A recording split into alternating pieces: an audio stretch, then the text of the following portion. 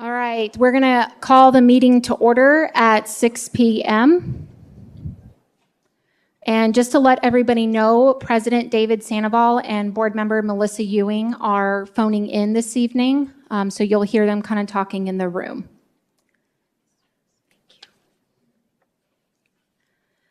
We will be moving to the public hearing. 2.1, convene public hearing pursuant to ARS 15-905 B, C, D, and E for the review of the proposed fiscal year 2024 expenditure budget. Ms. Myers?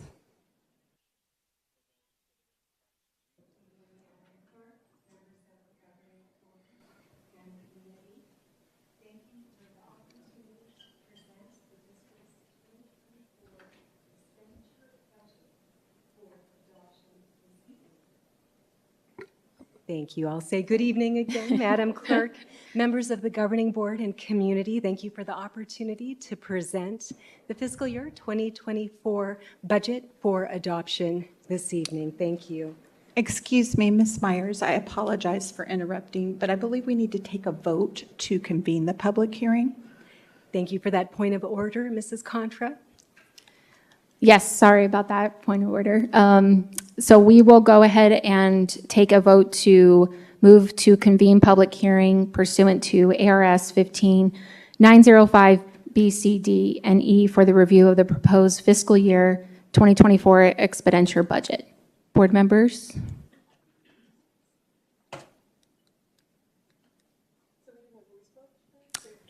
I'll second that. Okay. So who was first, Mrs. Ricks? I believe I was, yes, yeah. And then second was Dr. Sorensen. And then, yeah, if you need us to do a voice vote with Melissa and David Sandoval over the phone. Absolutely, thank you. President Sandoval? Aye. Mrs. Ewing? Aye. Dr. Sorensen? Aye. Mrs. Hill? Aye. And Mrs. Ricks? Aye.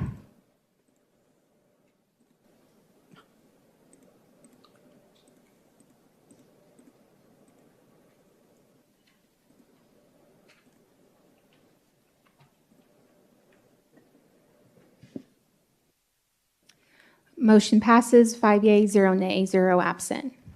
So Ms. Myers, please continue. Thank you. Thank you, Madam Clerk, members of the Governing Board. I'll wait for the presentation to be brought up.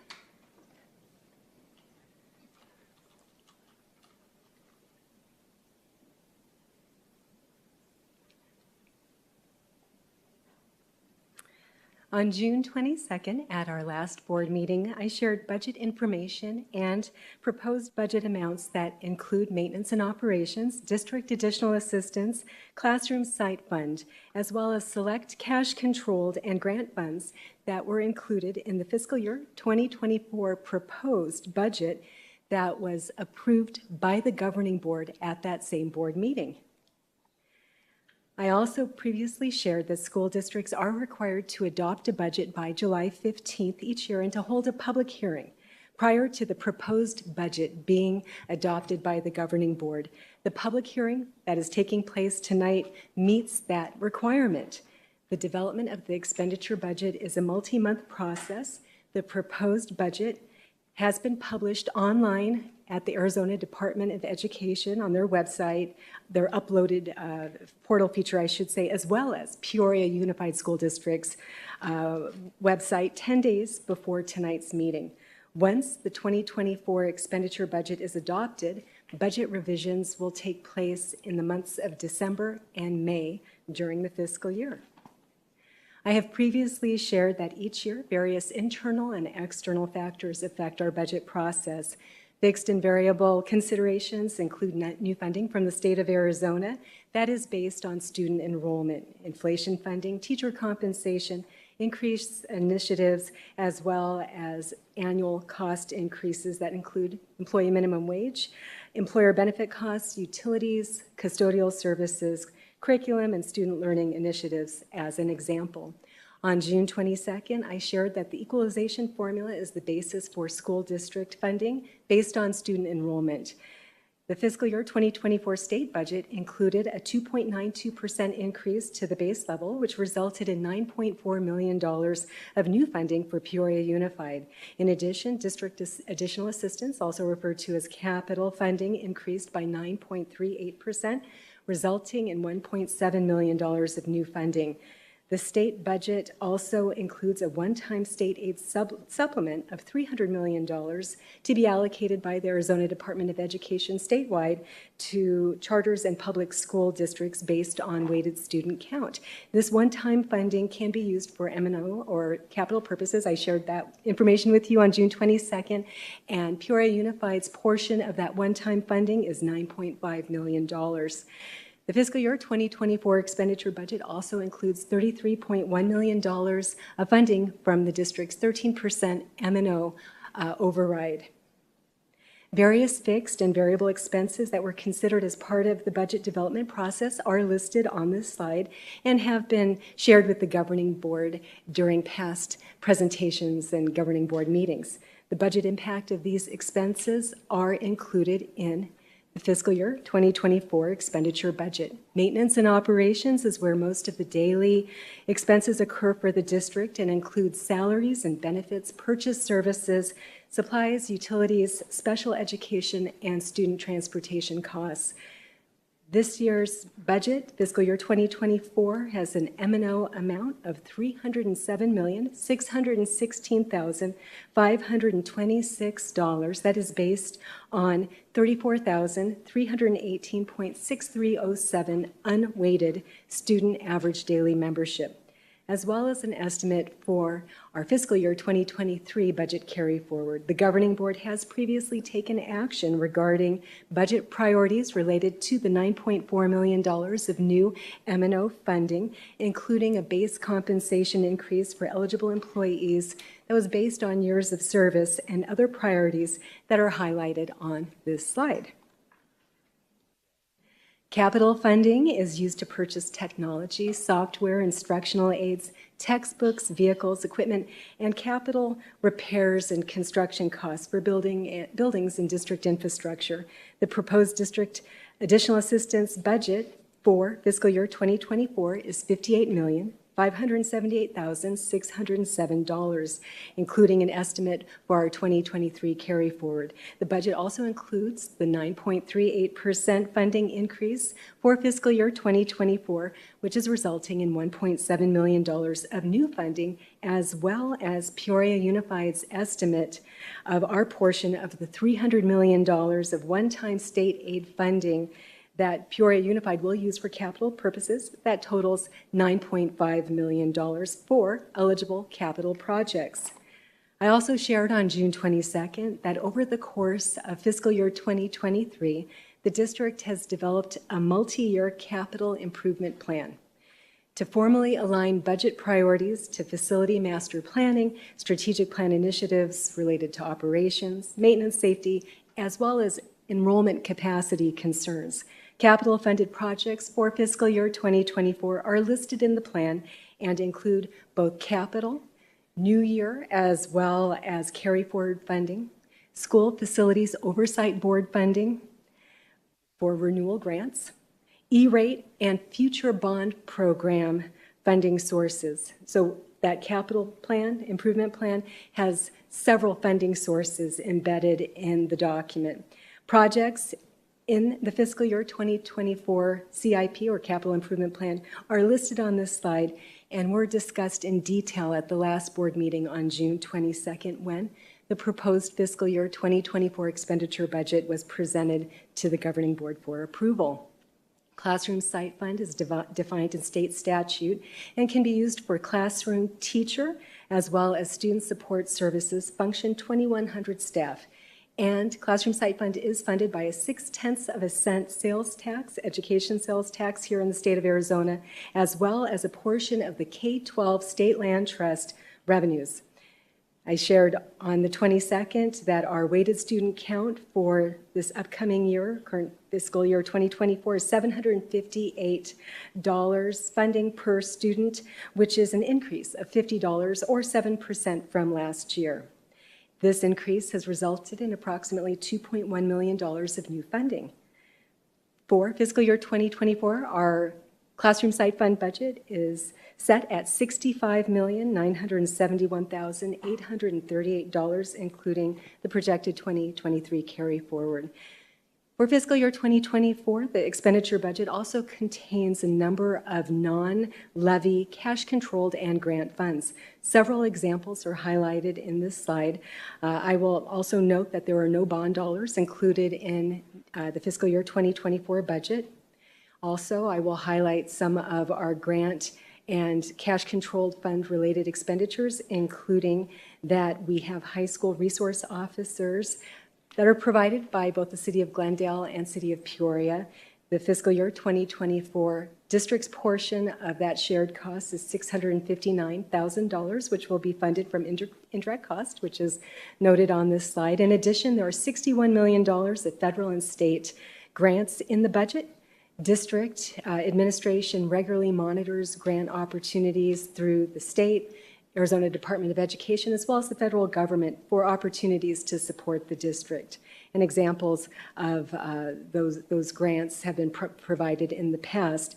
The new budget includes title grants, IDEA, Perkins, School Facilities Board, Medicaid and public schools, and COVID-related grants. In the district's capital improvement plan, we are targeting E-rate to support $2.9 million of technology purchases next year, as well as School Facilities Oversight Board renewal grants, which will fund roofing and weatherization projects at 2 of our elementary schools this year. In addition, Medicaid and public schools is the funding source that we are using for the retention stipends that were previously approved by our governing board for employees who are returning to the district on time to fulfill their assignment and who also return their contract or LORA on time during the spring. So those are examples of some of the expenses included in those non-levy cash-controlled funds.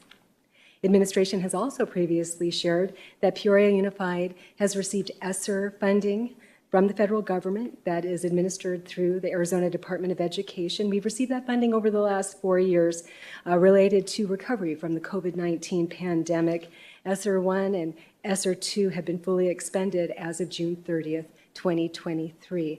You'll note that notation on the slide. We also have highlighted on this slide that for ESSER 3, which is still ongoing and in effect until September 30th, 2024, has $28.3 million of funding to be spent in fiscal year 2024. That includes textbook adoptions, our most recently approved adoption by the governing board. Expenses related to the math and science textbook adoption will occur in fiscal year 2024. As well as summer school, technology purchases, instructional aids, resources, and staff training, as well as professional development, are some of the budgeted expenditures remaining in the ESSER 3 grant. Each year when we propose the budget, we also estimate the tax rate. The final tax rate, of course, will be set in August and may change from our estimate, although historically it has been pretty accurate when we do estimate the tax rate with our proposed budget.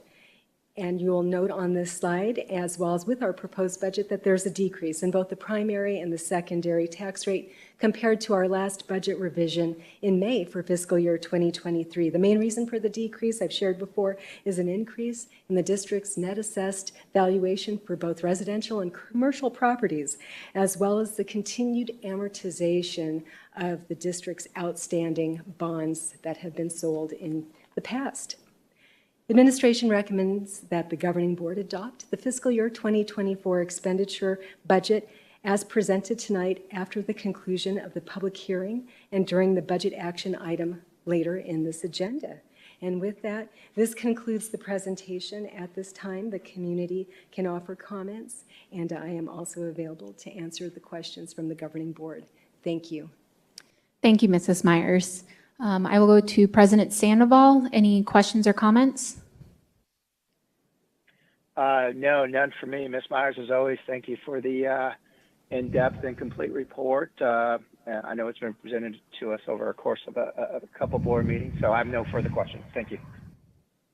And I will go next to Board Member Melissa Ewing, too. Any comments or questions? Thank you, Ms. Rooks. I don't have any questions. Again, Mrs. Myers and your team, thank you so much for all your hard work that you've put forth to this, and I appreciate your in-depth look at the budget and all of the explanations you've provided in the previous meeting, so thank you. No other questions. Okay. And Mrs. Hill, any questions or comments? None at this time. Thank you. Dr. Swenson? No, ma'am. And I have no questions either, so thank you so much. Thank you, Madam Clerk. And we should ask before we conclude the public hearing if there were any comments from the community or public. Oh, yes. Let me see here.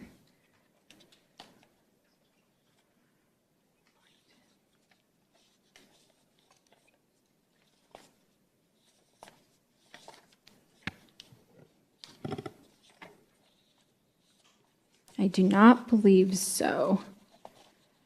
Looking through them. Nope, we didn't have any public comments to the public hearing that I can see on here. So, Thank you. thank you. So we will need number 3.1, consideration to adjourn public hearing. So I need a motion to consider adjourning public hearing. I will motion to adjourn public hearing. Oh, sorry, Mrs. Hill. That's okay. Go ahead. I will motion to adjourn the public hearing, 3.1. And I will second. So Ms. Contra, we have a motion by Mrs. Ewing and a second by myself. Thank you, Madam Clerk. President Sandoval? Aye. Dr. Sorensen? Aye. Mrs. Hill? Aye. Mrs. Rooks? Aye. Mrs. Ewing? Aye.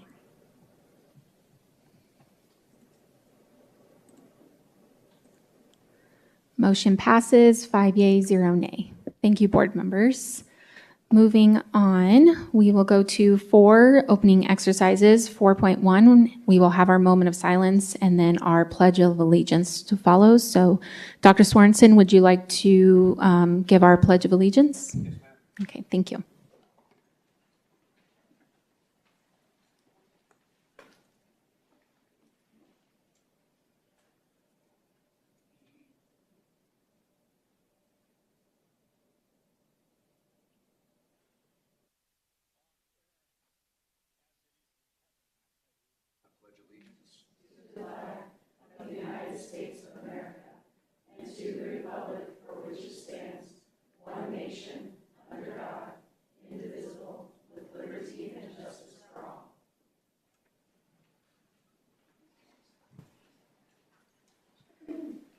All right. Moving on to 5, address agenda 5.1. Address agenda, consider adoption or recommend changes. I know that we have a couple of comment cards, so we will need to pull a couple of items, it looks like, from consent agenda. And then we also have been looked at to move budget item 10.1 from action item to 5.2 so that President Sandoval is able to stay on the phone call for that item. So it looks like we also have 6.2 is not on there, okay. 8.10 is off consent agenda, 8.20, 8.33. So we'll need kind of a lot of motions to move those items and pull from consent agenda. So if we want to first make a motion to move the budget piece 10.1 action item to 5.2 first, and then pull the items from consent agenda.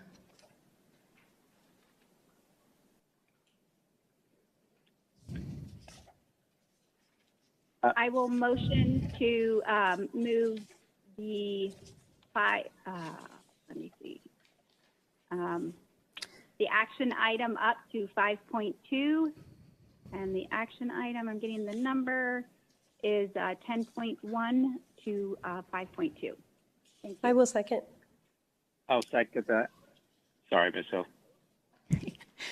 So Ms. Contra, we have a first by Mrs. Ewing and a second by Mrs. Hill. And then I don't know if you want us to do then a separate motion for all of the consent items, or if you want me to add that in. We can actually add those in, and I would just need a moment after vote to be able to move those items. Okay. But if you could repeat the consent items the numbers that need to be moved. Okay. Thank you. Yes, yeah. So we have consent items to be moved is 8.10, 8.20, and 8.3 were the consent items to be removed. For clarity, is it 8.3 or 8.33? 8.33. Thank you. So I guess I will motion to remove consent items 8.10, 8.20, and 8.33. I will second. So Ms. Contra, first by me, second by Mrs. Hill. Thank you, and this is where I'll need just a moment. Thank Okay. you.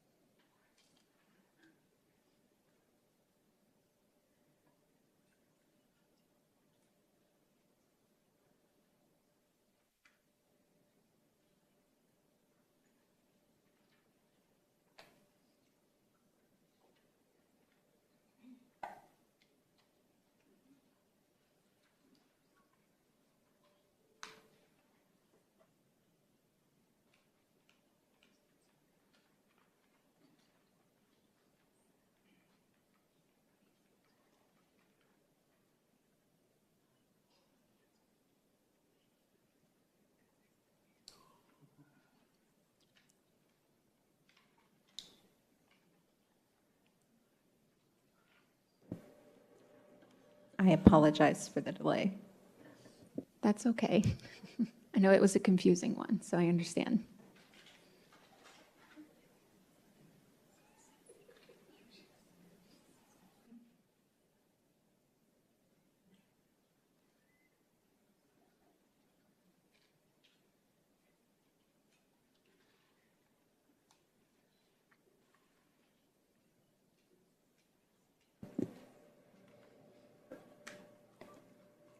Dr. Sorensen,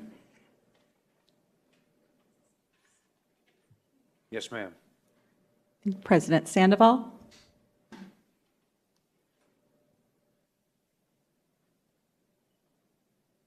Aye. Mrs. Hill, Aye. Mrs. Rooks, Aye. Mrs. Ewing. Aye.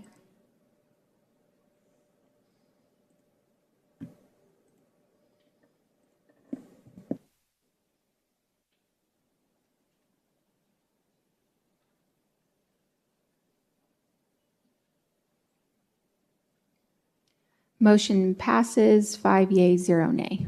Thank you, board members. Let's see here.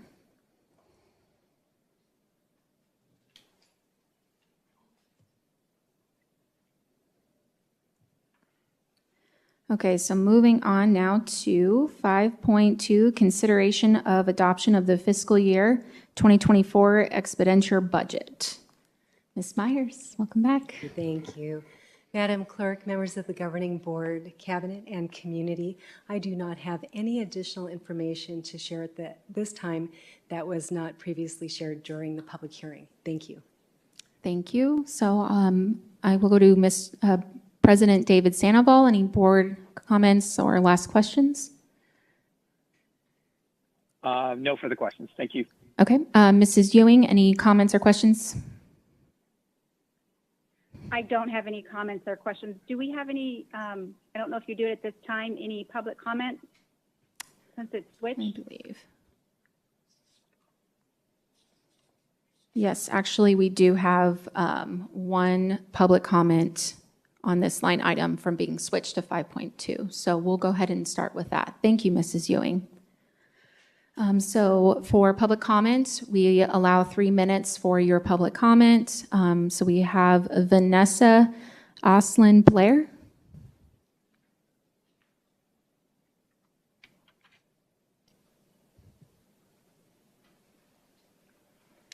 Thank you. Governing Board, Cabinet members, Ms. Myers has, as always, done a bang-up job, and along with her team, thank you, guys. It is greatly appreciated. Most of the things that have gone through the presentation were already previously approved by the board. This is more of a formality, but it is a really important formality that this be approved and goes through. So I highly recommend and suggest that the governing board unanimously approve the line item 5.2. Thank you. All right. I'll wait for Ms. Myers to get back up, but Mrs. Hill, any further comments or questions? Okay. Dr. Swanson? No, ma'am. All right. I have none as well. So Ms. Contra, whenever you're ready for a voice vote. Or we need a motion to approve the adoption of fiscal year 2024 expenditure budget.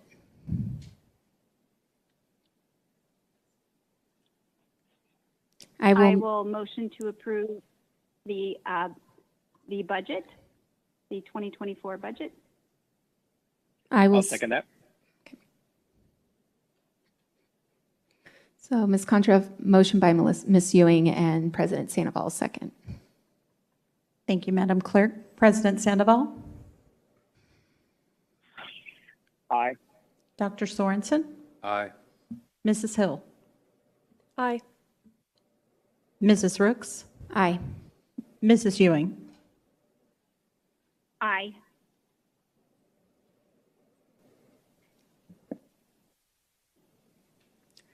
Motion passes 5 yea, 0 nay.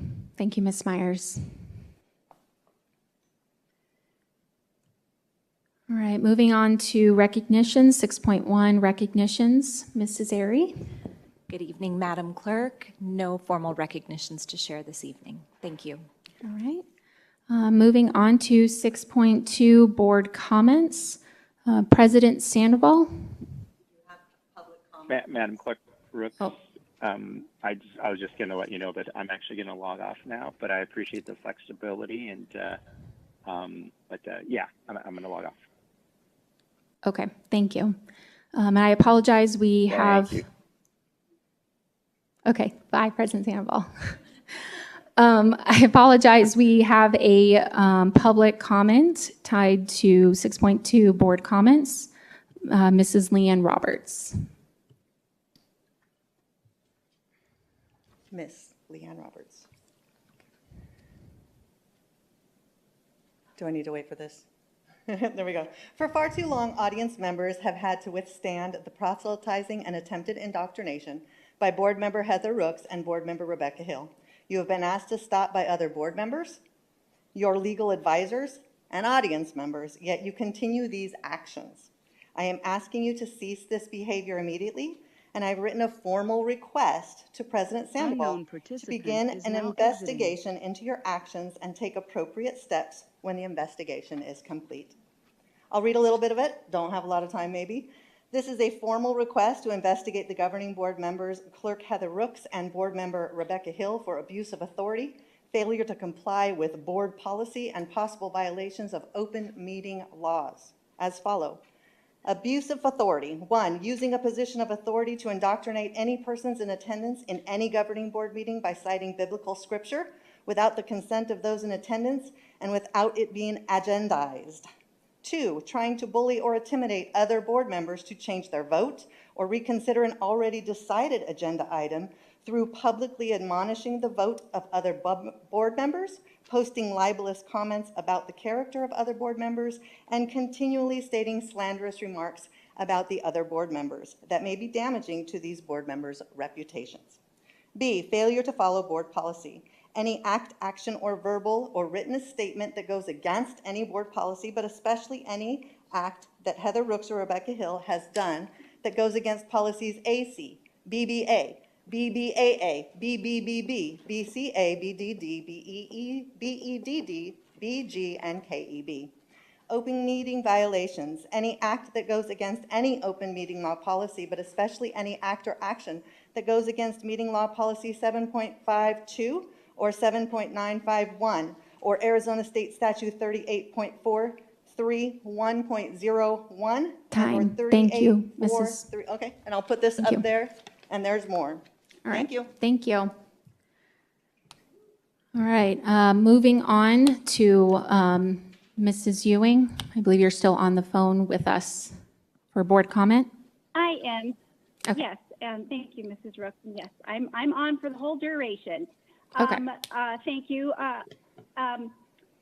Wanted to let you know that since the last board meeting, I did get out to some more of our schools to check out the summer school program, and then I was able to visit the real-time crime center over at the Glendale Police Department, and I, again, just really appreciate our partnership we have with both the Glendale Police Department and the Peoria Police Department, and was very impressed and excited about our partnership. Ms. Rooks, I know you've seen that location as well, but it was really great to see.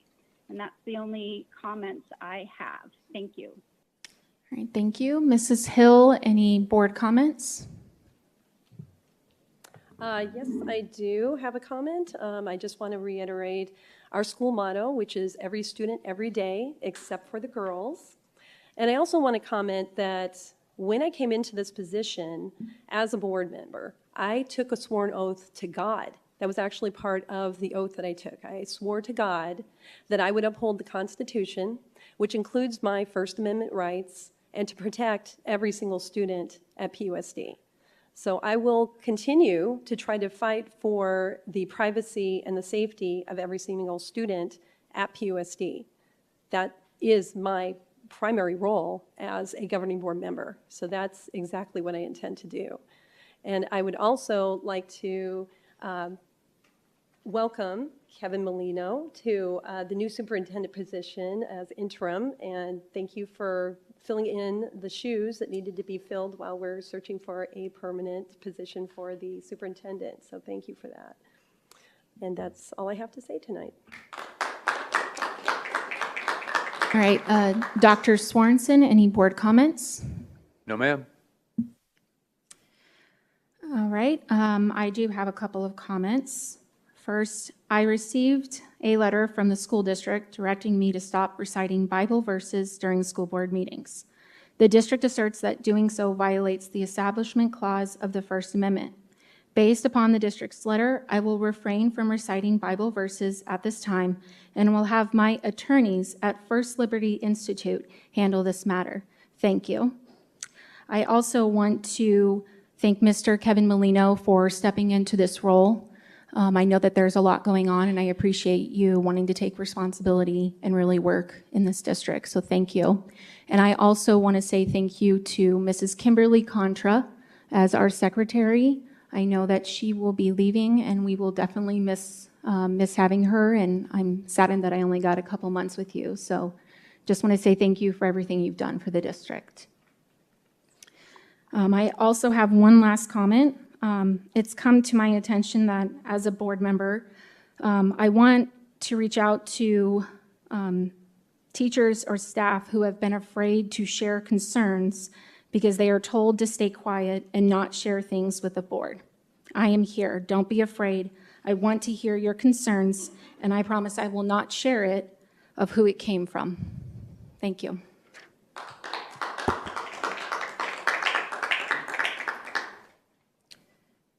All right, next we will move on to 6.3, superintendent comments. I believe that would be our acting superintendent, Mr. Kevin Molino. Thank you, ma'am. Good evening, Madam Clerk, members of the governing board, cabinet, guests, and many of our staff members have been enjoying a well-deserved break over the last few weeks. But we have a couple of partnerships to highlight for you tonight. Earlier this month, the Seattle Mariners baseball team visited Peoria Elementary School to help work on their community garden in conjunction with Zuri Circle. Peoria Elementary students worked with the players to remove old plants, plant new ones, and even harvest crops. We are extremely grateful for the gift of volunteerism from the Seattle Mariners and Zuri Circle at Peoria Elementary. Credit Union West recently selected 5 recent Arizona graduates as recipients of their 2023 scholarship program. Students were selected for their academic achievement, community involvement, and overall character. Maintaining their history of serving military personnel, Credit Union West awarded 2 of the 5 scholarships to students who participated in the Junior ROTC program. One recipient is Cactus High School 2023 graduate Jordan Coulon, and Ms. Coulon was also a member of the Junior ROTC program. Congratulations on this achievement. Great. Thank you, Mr. Kevin Molino. All right, next we're moving on to 7.1, request to address the governing board regarding matters not included on the agenda. I do have a couple of forms here. We spend about 30 minutes on public comment. You have 3 minutes in your public comment. So first one is Marcy Robb.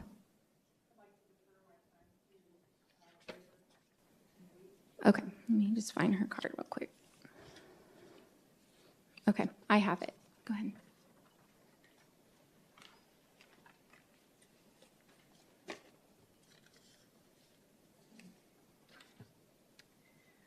Thank you, ladies and gentlemen of the board and the community of PUSD for giving me a few moments of your time tonight. I wanted to speak tonight both as a teacher and as a parent who has spent the last year watching and even at times being brought up in meetings that I can only describe as political-based bullying. Let me be clear, the past year has been nothing short of 2 members of this very board lobbying against a subgroup of individuals and children simply because of who they are. This is the very definition of discrimination. And this discrimination, prejudice, transphobia, and hatred for others. Point of order. Point of order. You're not allowed to call me a transphobic. That's a slur. Yes, if you could just please refrain from comments made against those. Shame on you. Okay, I'm going to ask, please respect. Nope. Excuse me, if you continue, I will ask the officer in the back of the room to remove you. Please continue.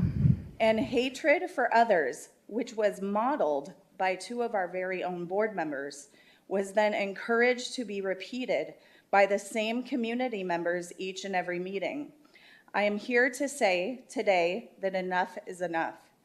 We have a moral responsibility to speak out against discrimination and injustice, even when those who commit such acts are in positions of power. The consequences of silence are too high for our queer and trans students who already experience higher rates of depression and suicidal ideation. Our students, our children are watching us and counting on our voices.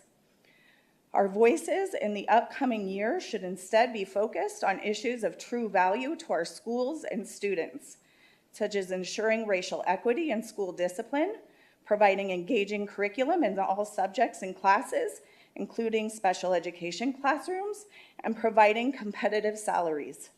Our teachers and staff love this district. We love our community, and we are ready to see our district and students thrive under a collective voice that does not tolerate prejudice to interfere with the running of a school district. Thank you.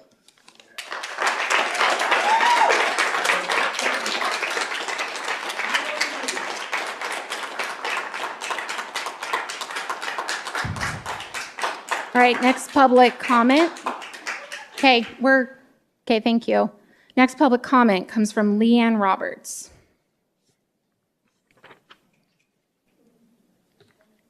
Good evening.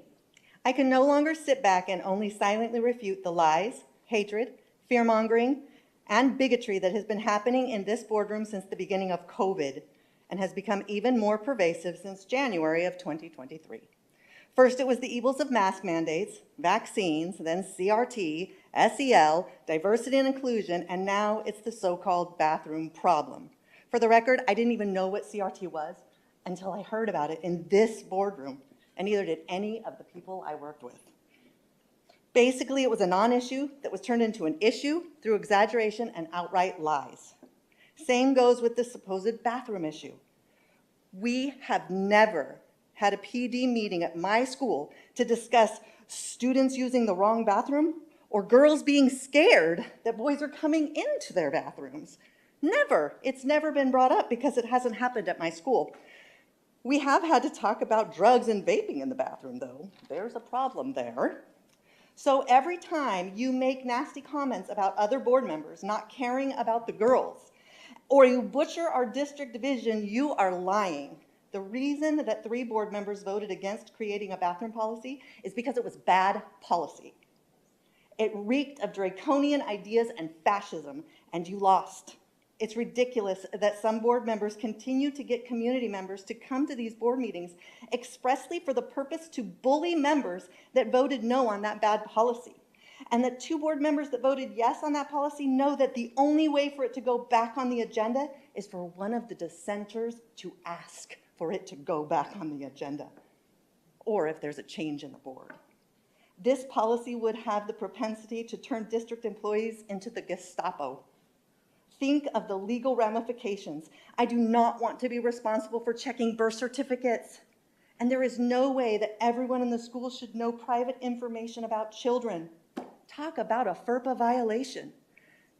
So, Ms. Rooks, I was considering leaving this district due to the current board dynamics and the fear that board members may retaliate against the way I feel for speaking my mind, but I changed my mind. Instead, I have decided to be at every board meeting until you're gone.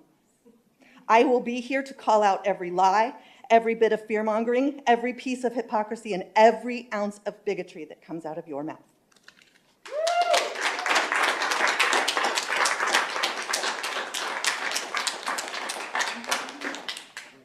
Next public comment comes from Melissa Grimshield.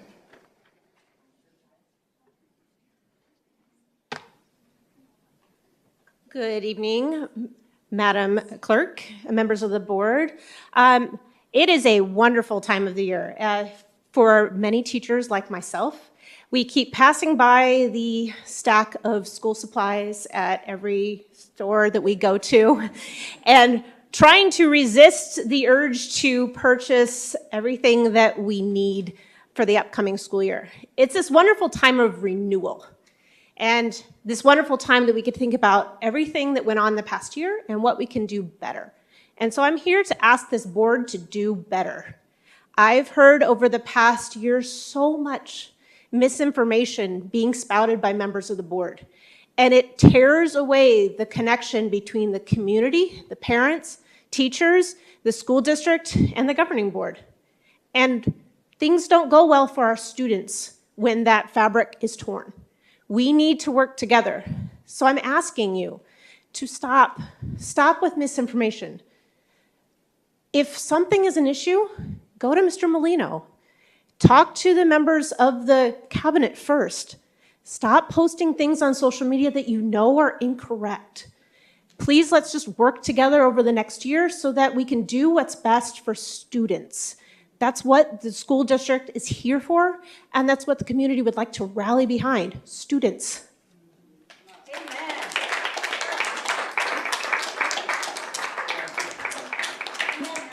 Next public comment comes from Jessica Bebot. Bebot. Apologize. Okay, let me look for hers here.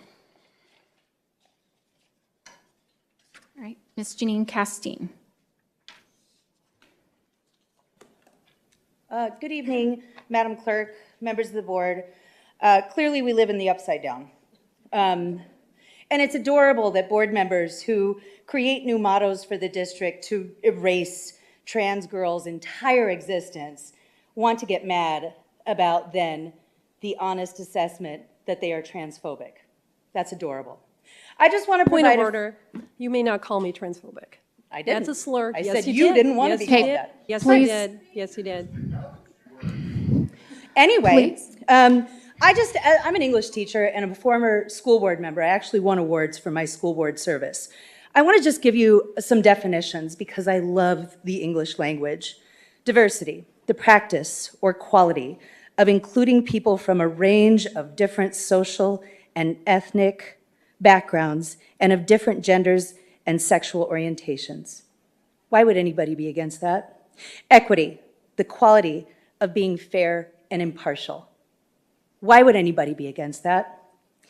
Inclusion, the practice or policy of providing equal access, opportunities, and resources for people who might otherwise be excluded or marginalized, such as those who have physical or intellectual disabilities and members of other minority groups. Bullying. Bullying is an ongoing and deliberate misuse of power in relationship through repeated verbal, physical, social, and/or psychological harm. Stop hurting our most vulnerable students and start protecting all of our students and making sure that they're safe in learning. Thank you.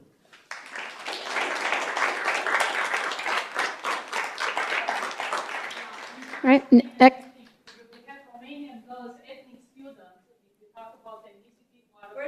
Okay, excuse me. Please, please refrain. Please refrain. Thank you.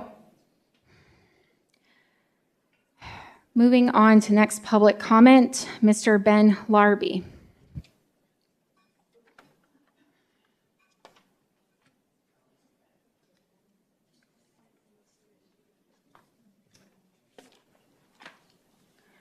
Howdy, y'all. So, from what I understand, people are furious that Ms. Hill and Ms. Rooks may have violated the separation of church and state by having the audacity to quote scripture when opening meetings. So, since we're all airing our grievances, I thought I'd drop by and remind you all of the following. Due to the COVID lockdowns over the last 3 years, childhood obesity in this district and districts like it has doubled. So whether it's heart disease, high blood pressure, heart attack, stroke, early onset diabetes, fatty liver disease, more and more children are going to be facing a lifetime of health complications because of the food forced on them by adults. That's not all. Children are not only facing a record amount of abuse at home, but within public schools as well. Nearly 350 public educators were arrested last year for child sex crimes. This is not isolated because, according to the Department of Education, 10% of students will face either sexual assault or sexual harassment by a public school employee, more than any other American institution. And probably most alarmingly, emergency room visits over the last decade for mental health-related issues have doubled, and visits related to suicide attempts have quadrupled. There may be more students in the hospital right now for attempting to take their own life than for any other issue. Now, in a functioning district, no matter what you believe, our outrage would be directed at the people and the systems that allow our children to suffer, and we would move heaven and earth together to solve these issues. Instead, we're spending time chastising Rooks and Hill for exercising their constitutional right to share their faith. And what do they wish to share? For God so loved the world that he gave his one and only Son, so that whoever believes in him shall not perish, but have eternal life. Now, I understand that not everyone here is a believer, and I'm happy to have that conversation afterwards. I will probably walk away, and you will as well, disagreeing on the constitutional merits of both of our arguments. But if we all spend more time enraged at verses like this than working to solve the very real decline in living standards for our children, we have become more invested in hating our neighbors because they identify as a Christian than loving our children. And if you think I'm wrong, prove it. Let your actions speak for themselves because they betray your intentions. Christ is King, y'all. Thank you very much.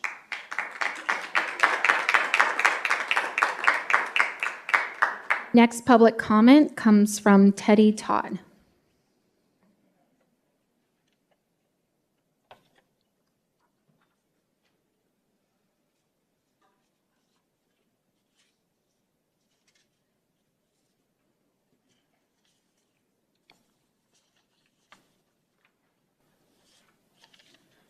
Good evening, board members. I am Teddy Todd. My first comment is dealing with weeds, ground rock, shrubs, and tree trimmings that are not occurring. And I worked at Vistanzi Elementary School in volunteering. And even though we had calls to hold the landscape company accountable, it did not clean up. There are front areas that have no ground gravel, they're just plain dirt. I personally pulled weeds in all of the front areas, and the student council also went out there and worked to make the school grounds look really good. Our district needs to hold grounds companies accountable for all of our schools' appearances. The way the school and the grounds look is one way we, the people, judge the district's ability to spend our money well and supervise holding companies accountable for their contracted work. Needs to be checked out. I wanted to give some praise for the new carpet that's in Vistancia and probably in some other schools as well. I haven't been to all of those. I do know that I attended the site-based council meeting, and they worked in their budget system to pull things together so that they could get some more carpet for some other places that were really looking pretty crappy. That is good leadership by principals who are working in that school district. And it was wonderful to see the site committee working. That's what we need to be doing, is to unify. As to this bathroom procedure, good land. Student handbooks have policies and procedures to follow with what is right for kids and for staff.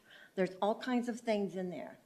There is no reason that an administrative staff can't make some little tweaks to a bathroom policy to make sure every kid has a place to go to the bathroom in safety and that they feel comfortable being there and they're not bullied and they're not made fun of.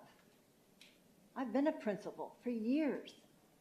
I've worked in education for decades. This is not a whopping big problem. Pull together. We have a fantastic school district. You've got a huge number of buildings, a large employee staff.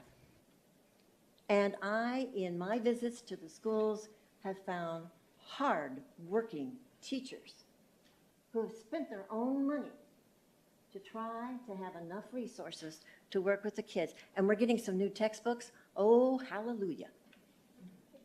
We've got some materials. We will have some technology materials. Mrs. We Todd, have professional development. time and is up. goodbye.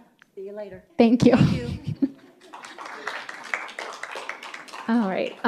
Next public comment comes from Trina Berg. Good evening, Ms. Rooks, members of the board.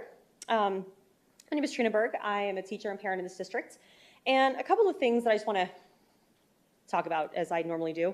One is thank you to all of the community members and staff that are speaking up and supporting all of our students. We talk a lot about acceptance and that our students are our students and we have to take them all because we are a public school and that's what public schools do. And we do that.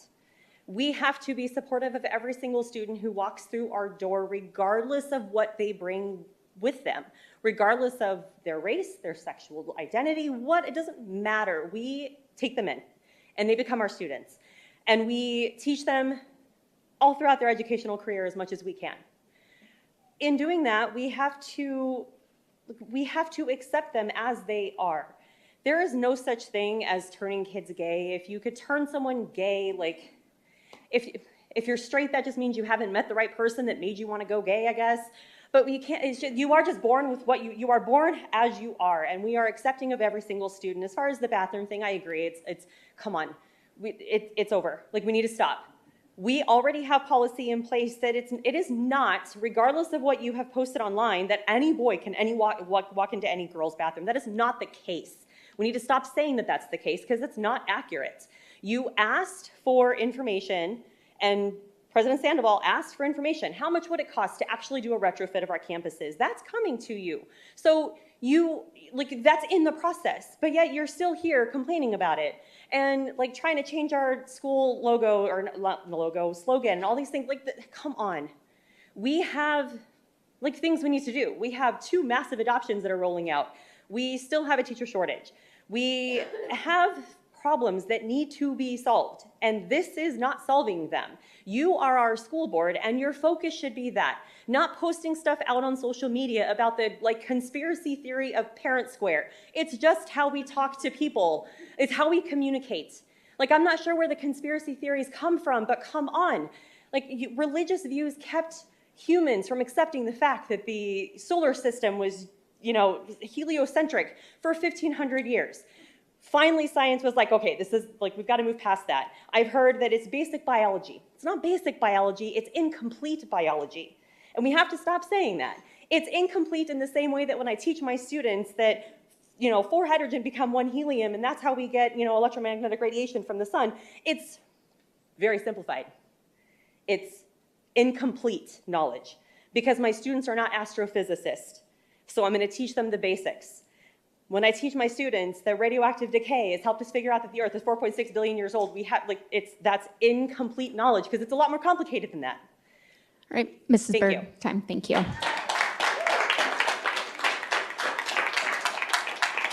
Ms. Contra, I apologize. Do you know how much time that we had for the 30 minutes? I believe, are we almost there or not yet? Madam Clerk, I'm running the 3-minute clock. However, Thank you, Dr. Swenson. thank you. Okay, so next board comment then comes from Vanessa Oslin Blair.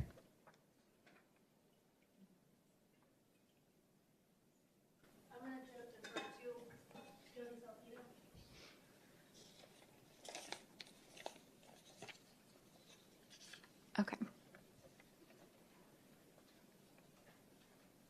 I'm not going to stand too close because I am a PE teacher and a coach, and so I talk very loud. Okay.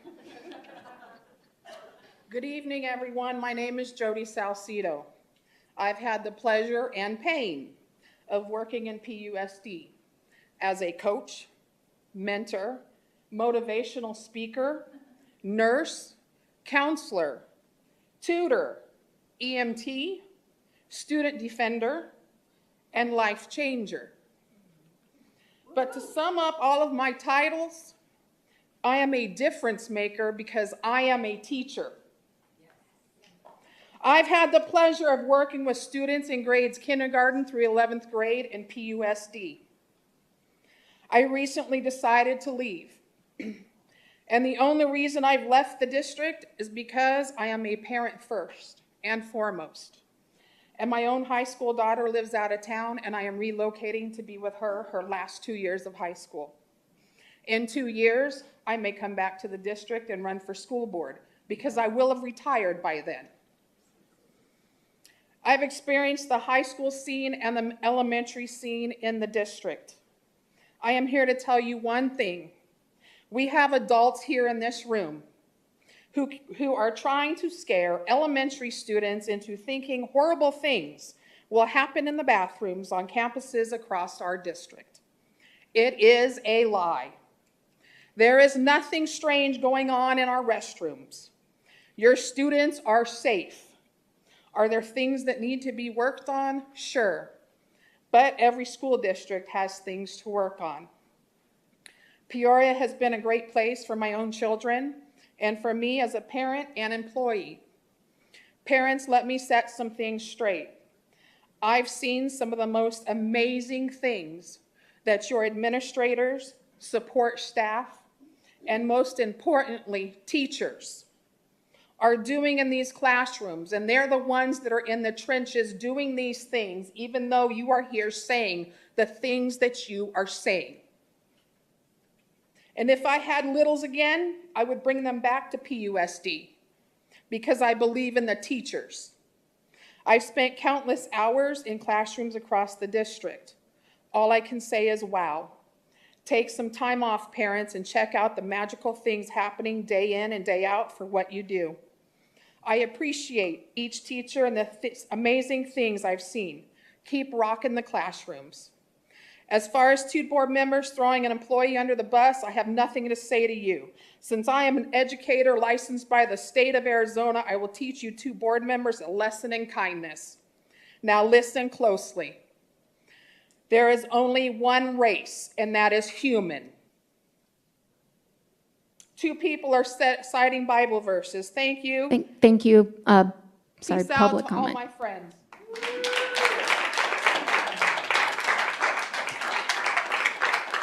All right. Next public comment comes from Christina Rogers.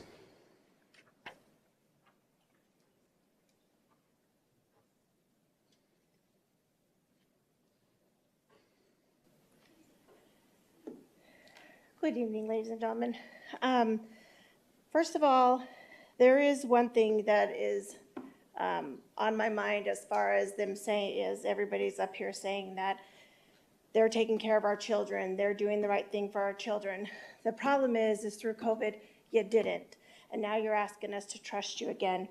Pandemic may have worsened children's mental health for exacerbation existing mental health issues among children. The pandemic caused disruptions in routines, social isolation for children, what can be associated with anxiety and depression and can have implications for the rest of their life.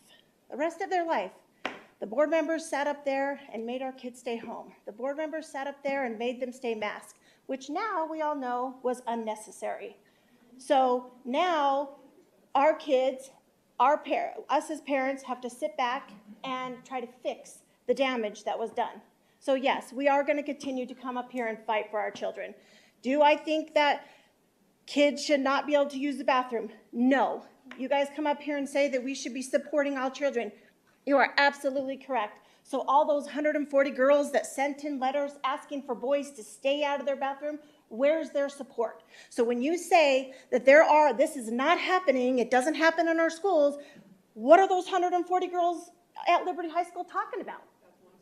It doesn't matter. It's still a school in our district that we should be taking care of, period. So that is the problem. We're not asking for these trans kids not to use the bathroom. We're asking them to respect the girls that want to use the bathroom. There is a very small percent. They can go to the nurse's office. They can go to the staff's office to use their bathroom. You can't send 140 girls to the nurse's office. It just is more logical to send the 3 boys at Liberty who want to use the girls' bathroom to on top. Excuse me, please. So I'm just saying that we're not transphobic. We're not, hey, you guys are up here calling us bullies, transphobic. Not once did I come up here and disrespect you. I didn't call you names.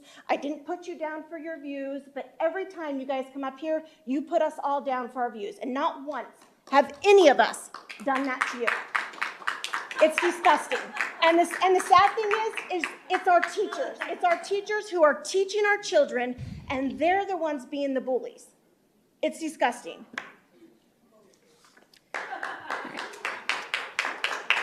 So we have time for one more public comment. Mrs. Jody Brackett.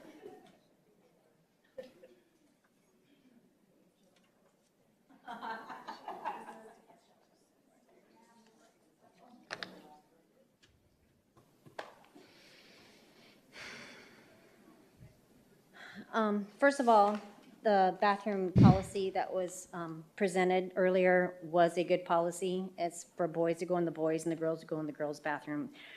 This is for the board members except Heather Rooks and Ms. Hill.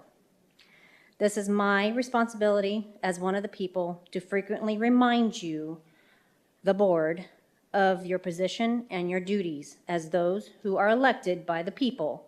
It is my responsibility to remind you that you are to protect the individual rights of each one of the students in the school district. It is my responsibility to remind you that all students are to be treated with fairness, respect, and dignity, and all students are to be free from intimidation, harassment, or abuse. If you choose to allow biological males and biological female bathrooms, you are endangering the biological females. How could that be acceptable behavior from those elected by the people to present the people? You are in danger of maladministration, malfeasance. Decide to do the correct righteousness thing and do not allow this violation of rights to occur. You are served.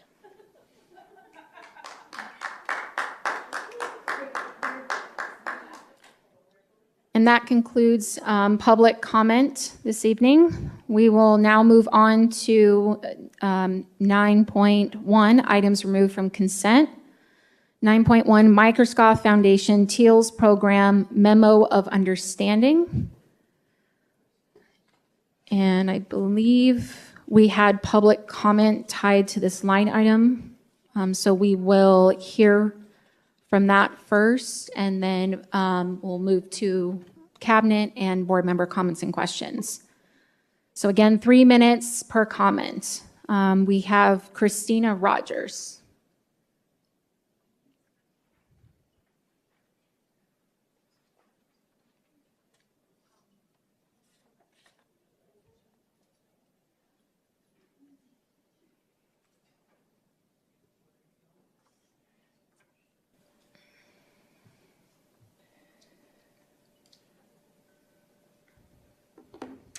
Okay, was briefly able to look over this program, and it is frightening to me, and I hope that the board members really look into it deeply.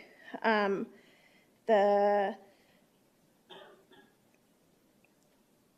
on, sorry. I wasn't expected to come right back up.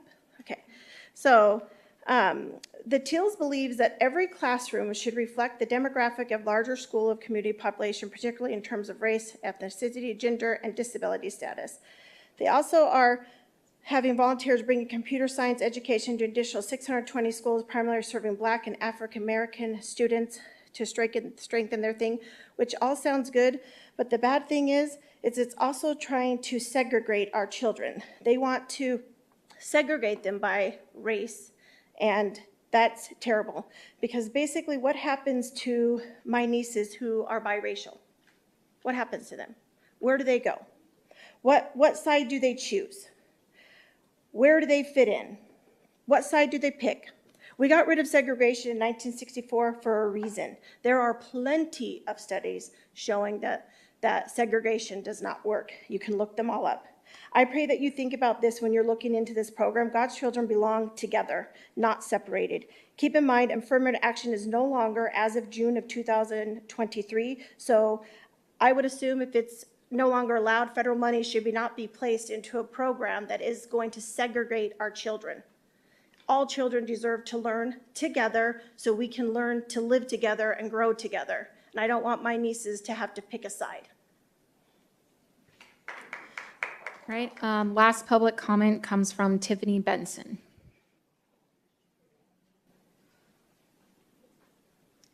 Good evening, Governing Board. So my question is why is this on the consent agenda? What department and what administration decided that you needed the TEALS program? Was there a survey sent to parents and constituents? Because if it was sent, I didn't get one. And what are the stats that show that there's an issue with Black and Latino students getting access to computer science programs? So essentially, to echo my friend here, SCOTUS just overturned affirmative action 2 weeks ago. So it seems this is an illegal program that can't be federally funded. And just in case anybody's wondering, I do support that decision that just happened on the high court. So if PUSD is excluding Black and Latino students from CS programs, then we need the district to come forward to stand and deliver and explain why they need a program like this. So, but in the meantime, I'm telling rabid, liberal white people to stop speaking for my community. We have a voice. You only need to shut your mouth and listen. And I speak for myself. No board member makes me come here to say anything.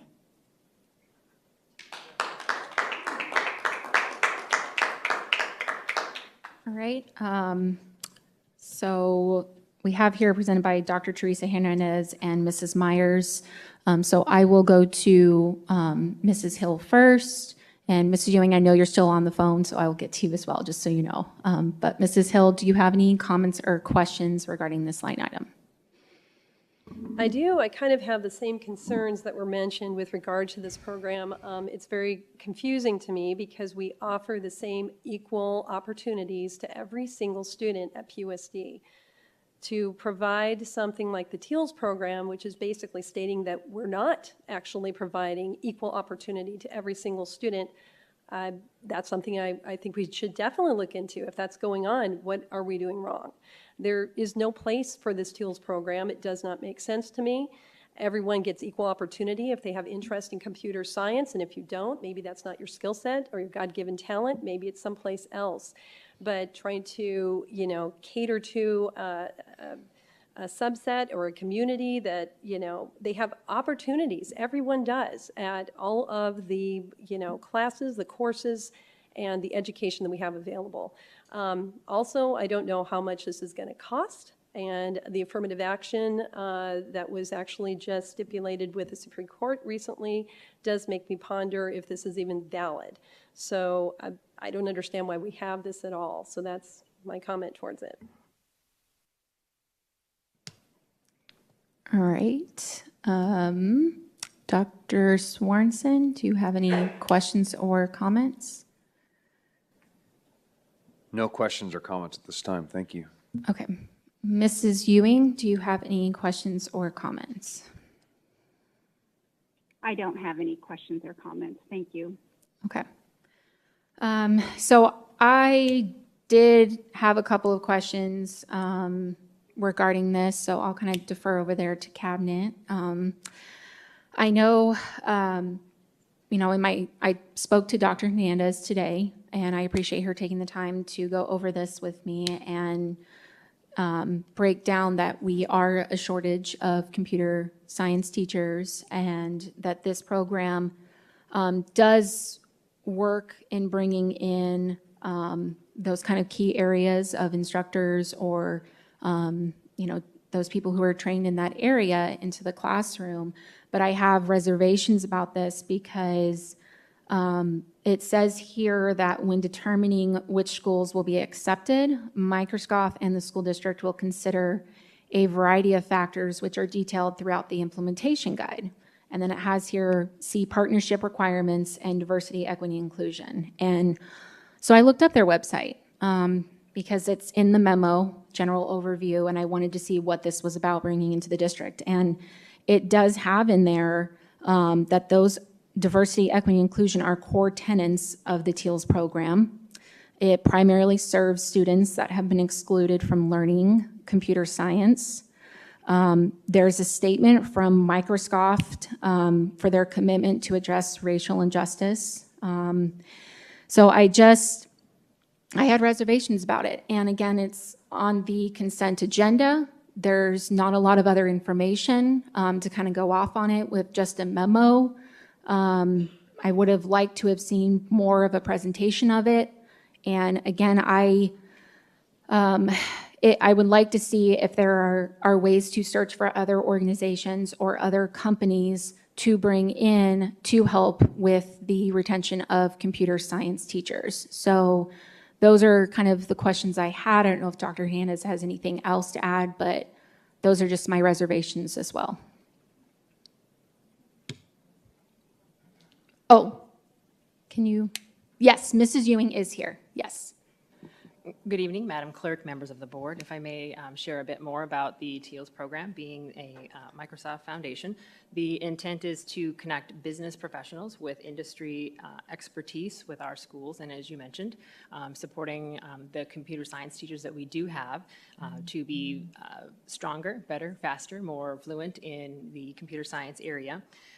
The business professionals supporting the district would be working directly with the Peoria Unified teacher. They would be utilizing Peoria Unified resources in a co-teaching model. So this provides the opportunity to grow the knowledge of our existing computer science teachers as well as supporting continuing instruction for our students. There is no cost to the district to bring this program to us.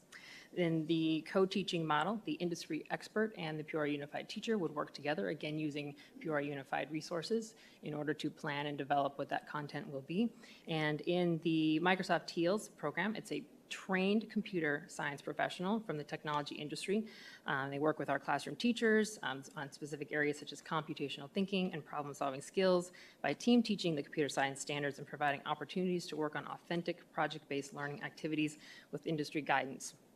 In our career and technical education programs, it is part of our work to encourage all children to experience various programs. We have 26 very strong career tech ed programs in our district that we are very proud of, and it is our goal to ensure that all children have the opportunity to experience culinary, criminology, fire science. There are just so many opportunities for children to be able to explore areas to inspire them and get them excited about career opportunities and or college if that is the pathway they choose. We encourage our language learners, our children with disabilities, our young ladies to get involved in our STEM programming, and that is part of this opportunity, as with others that were in the agenda, to be able to bring programs and career expertise and industry expertise into our district to support, again, with the shortage and encouraging our teachers to be stronger educators in the industry fields where they would support us. Thank you for that information. I appreciate it. And while I completely support working in those areas in the district, I have reservations when I see, to me, it looks like strings attached. And I don't want there to be strings attached when it comes to the kids. With what I've seen from this program, from the website, I mean, I looked through all of it. And so for me, I'm not comfortable with it. But I am comfortable with definitely working and improving and helping with our computer science and our programs. So thank you for explaining. And Madam Clerk? Yes, Members Ms. of the Myers. Governing Board, if I may also add, it is not notated in the background of the agenda item, but this MOU was reviewed by Clyde Dangerfield with the law firm Cantelmi and Brown, legal counsel to the district, to ensure that the MOU language, terms, and conditions were all in accordance with the requirements for a public school district and relevant laws. Just so you're aware, it was reviewed by our legal counsel. Thank you. Okay, thank you. Appreciate that. So if any other board members don't have any other questions or comments. Oh, yes, Mrs. Hill, go ahead. I actually have one comment. I find it interesting that we're delving into the details of computer science, and a lot of kids don't have basic skills to type. They don't know how to do Excel, PowerPoint, Word.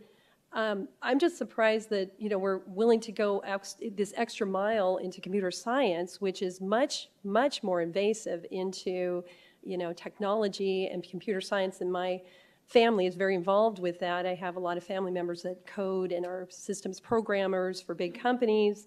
So I'm pretty familiar, and I'm just kind of surprised that we don't start with the basics and that we don't give more time to the basics and starting to formulate some interest there and then pouring into taking the next step and going into computer science. I would love to see more interest there, because even if kids don't go into computer science, then they have the foundational work that they need to have for college to give good presentations, to create, essays and projects, and just be able to type, without the hunt and peck going on.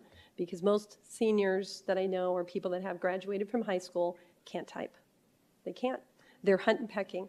So I would love to start with fixing that. That to me would be Point worth of order, if we could just quiet down in the audience, please, so that we can hear Mrs. Hill. It gets a little echoey loud in here, please. Thank you. I'm finished. Thank you. Okay. I would Yes, like go ahead, to Dr. say Swenson. something, and I definitely advocate for our kids learning computer science. It's the thinking. It's the system thinking, the design thinking, it's the computational thinking, right? Activities like typing will be automated. So we need to teach our kids how to think in this arena that is the future when you look at the automation of these things. So when you look at pairing professionals to come in and teach our students computer science, I mean, I think that's a good thing. Thank you.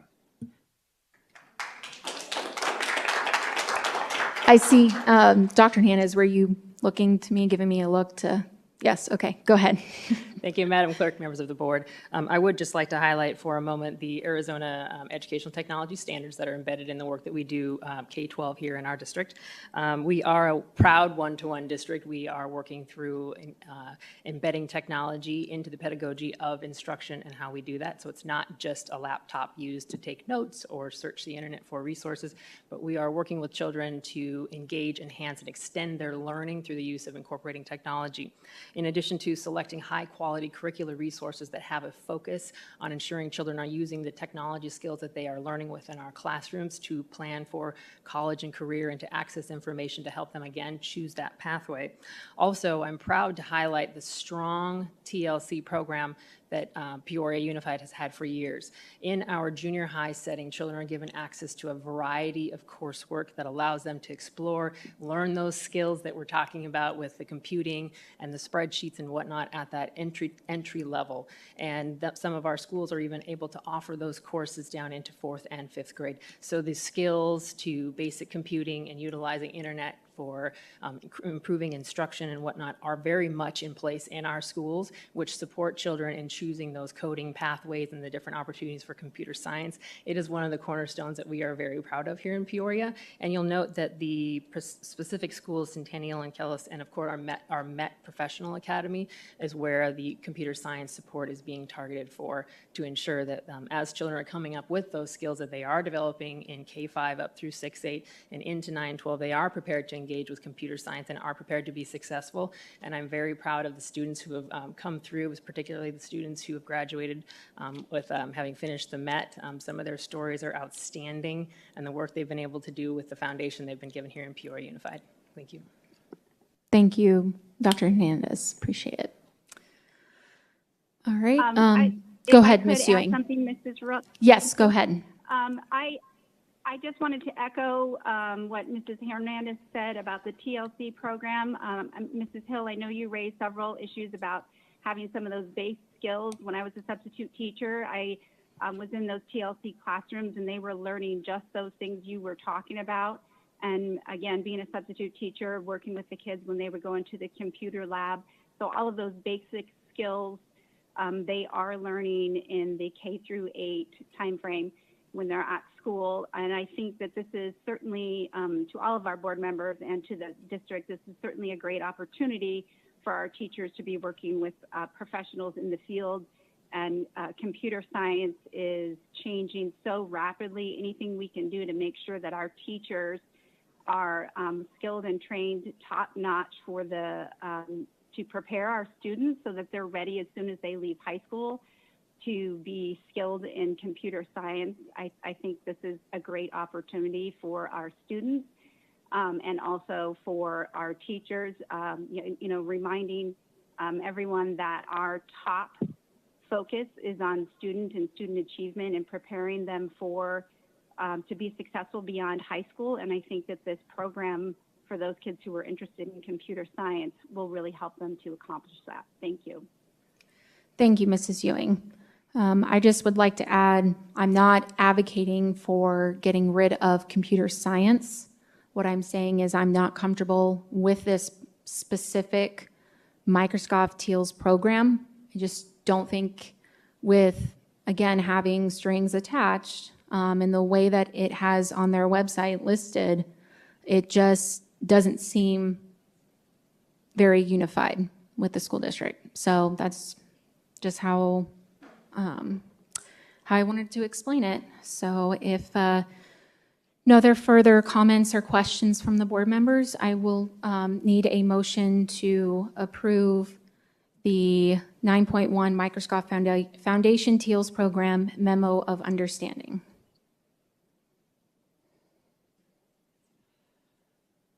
I will motion to approve the Memorandum of Understanding with Microsoft Foundation TEALS Program and PUSD as presented.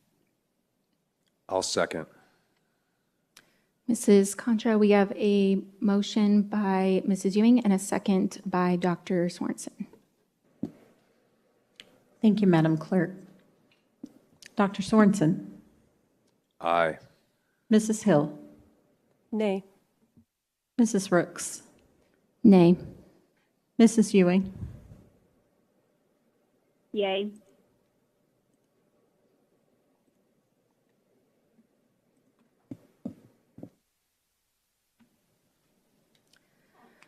Final resolution, motion fails with 2 yeas and 2 nays, 1 not present at vote. Moving on to 9.2, approval of curriculum associates as a sole provider of iReady, a learning system for assessment, instruction, and support, and the associated maintenance and hosting for the 2022 to 2023 and 2023 to 2024 school years. I believe,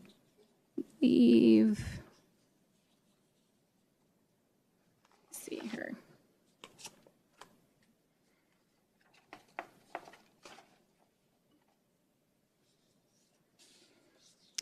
So we did have public comment tied to this line item.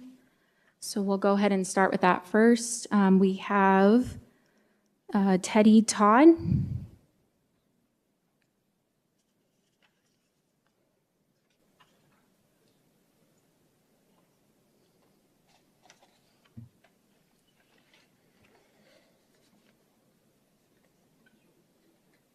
Good evening again, board members, clerk, and audience, and administration. In my own life history and education, Curriculum Associates Incorporated has been an excellent resource for staff development and for school resources. But this is my question. With an expenditure of $900,000 for the 23-24 school year, has this reading and math K-8 product produced for PUSD the results wanted via the district goals and objectives? I do not know. The document provided on the district website doesn't say very much of anything. What are the objectives and goals, and what does our data state? What has happened over this school district? Have we improved? Is this working? Do we have improvement per district, school, and classroom? What evaluations do we have from the students, staff, administration, and families as to seeing improvement in the math and science? It may be out there. I just don't know. It could be all right there. I don't know. Are we being frugal with our monies and achieving continuous improvement? That's fantastic if we are. I just simply don't know. I need to see data per district, school site, and grade levels. Madam Clerk, if we could pause real quick. Yes, yeah. We believe that item 9.2 and 9.3 are flipped. Let me see on this one. Yes, it looks like it is flipped on here. It looks like 9.2 was 8.33 and 9.3 was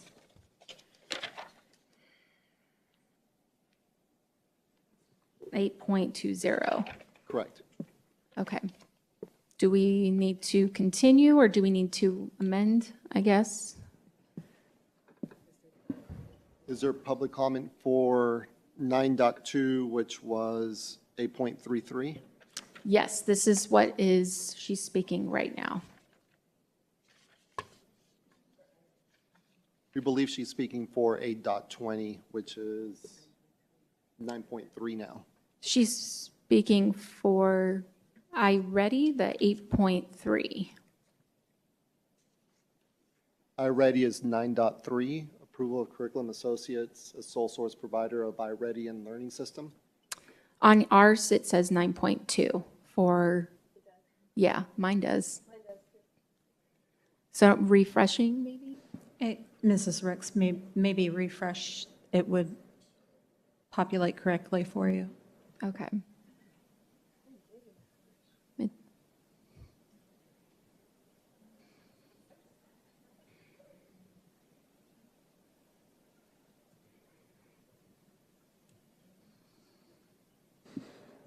I showed. Yep, it did. Mine did change now to 9.2 to 9.3. Mrs. Hill, was yours flipped as well? Okay. Mrs. Ewing, is yours flipped as well? I did not re-log in because I was Okay. afraid that would knock me off the call altogether. Okay. So, I apologize. It's fine on from my Okay. end. All Whatever right. you need to do to fix it from your end. Okay. So Mr. Molino for 9.2, it looks like 10.3, 8.20 actually was also Ms. Teddy Todd for a public comment on 9.2 and 9.3. So, Okay, Madam Clerk, for iReady, when we get to 9.3, she would still have the roughly 90 seconds left in that public comment. okay. All right, okay. I apologize, Mrs. Todd. Our computers were not re-updating with the moving of everything. So we are actually going to go back to 9.2, which is approval to add cooperative contract, 1 GPA 19-04 PV, staff development and leadership training services.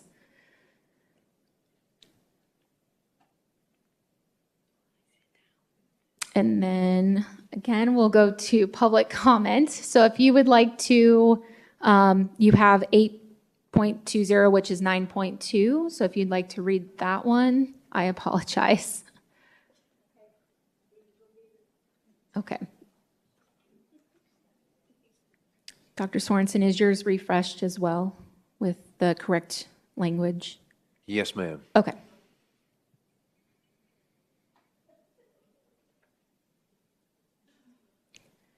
We will come back to iReady and you'll have 90 seconds to finish the other one. I apologize. It's no problem. I really was finished with Okay. the other one. Hello again. Don't you just love technology? That's okay. $100,000 for staff development and another social emotional learning curriculum. I have a few problems here. It was approved in August 13th of 2020. As I've researched their website, this is another curriculum capturing kids' hearts to be taught in the schools in addition to math, reading, writing, and history. In the education departments of colleges and universities, this is usually a part of the methods courses for all teachers and administrators in bachelor's and master's programs, not a curriculum with lessons to teach the students. This appears to be a curriculum approved 3 years ago. So there should be 3 years of data showing the success or lack of success of the program by school and grade level. Has the program achieved the results of the school, the objectives and the goals that's set for this PUSD? According to the program's research site, there should be a 33, or somewhere near there, percentage decrease in discipline referrals, which would be a decrease in negative behavior, and a 41% in pro-social skills. And they were labeling those as respect, caring, concern, communicative, competencies, citizenship, and problem solving. Very good for students K-12. How is this measured in our district? What are our PUSD results per school and grade level? This program has extensive research in clinical health field to be implemented in the schools. Do we want our schools to be health clinics? Or is the emotional, physical health of students the family's concern with their own medical teams? Is this program worth another year and possibly 2 additional years? And the funds. The data will tell us whatever the data is. If it's showing really good, great. If it's not, what do we do? Thank you. Thank you, Mrs. Todd. All right, and I will go to board member comments or questions. So, Mrs. Hill? None at this time. Okay. Dr. Sorensen? No, thank you. Okay. Mrs. Ewing? Hi, yes, I was just going to say, although I don't have the data in front of me, I have been out to the schools and witnessed or had them review the Capturing Kids' Heart, and they have spoken about how effective it has been with connecting the students and the teachers. It is not a mental health counseling or anything like that. It is just simply a better way to form great relationships with the kids and helping them overcome any obstacles. And it is a really great program in all the schools that do have it, and those teachers and staff who have been who have trained in Capturing Kids' Heart have spoken very highly of it. I don't have exact data. I don't know if one of our chief members could provide that information, but I do know everything I've heard from the staff. They've felt like it's been a very effective program. So I just wanted to add that, and I look forward to approving this item. Thank you. All right, thank you, Mrs. Ewing. I have no further questions or comments. So I just need a motion to approve the addition of one GPA contract 19-04 PV for staff development and leadership training services as presented.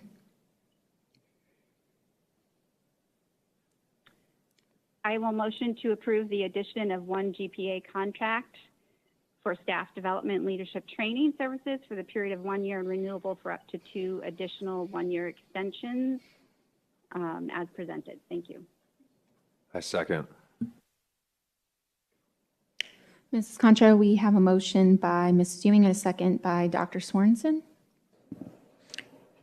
Thank you, Madam Clerk. Dr. Sorensen. Aye. Mrs. Hill. Aye. Mrs. Rooks. Aye. Mrs. Ewing. Aye.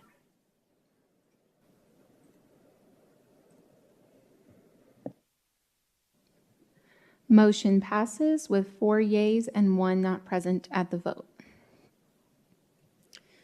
All right, moving on to 9.3 again, approval of Curriculum Associates as a sole source provider of the iReady learning system for assessment, instruction, and support, and the associated maintenance and hosting for the 2022 to 2023 and 2023 to 2024 school years.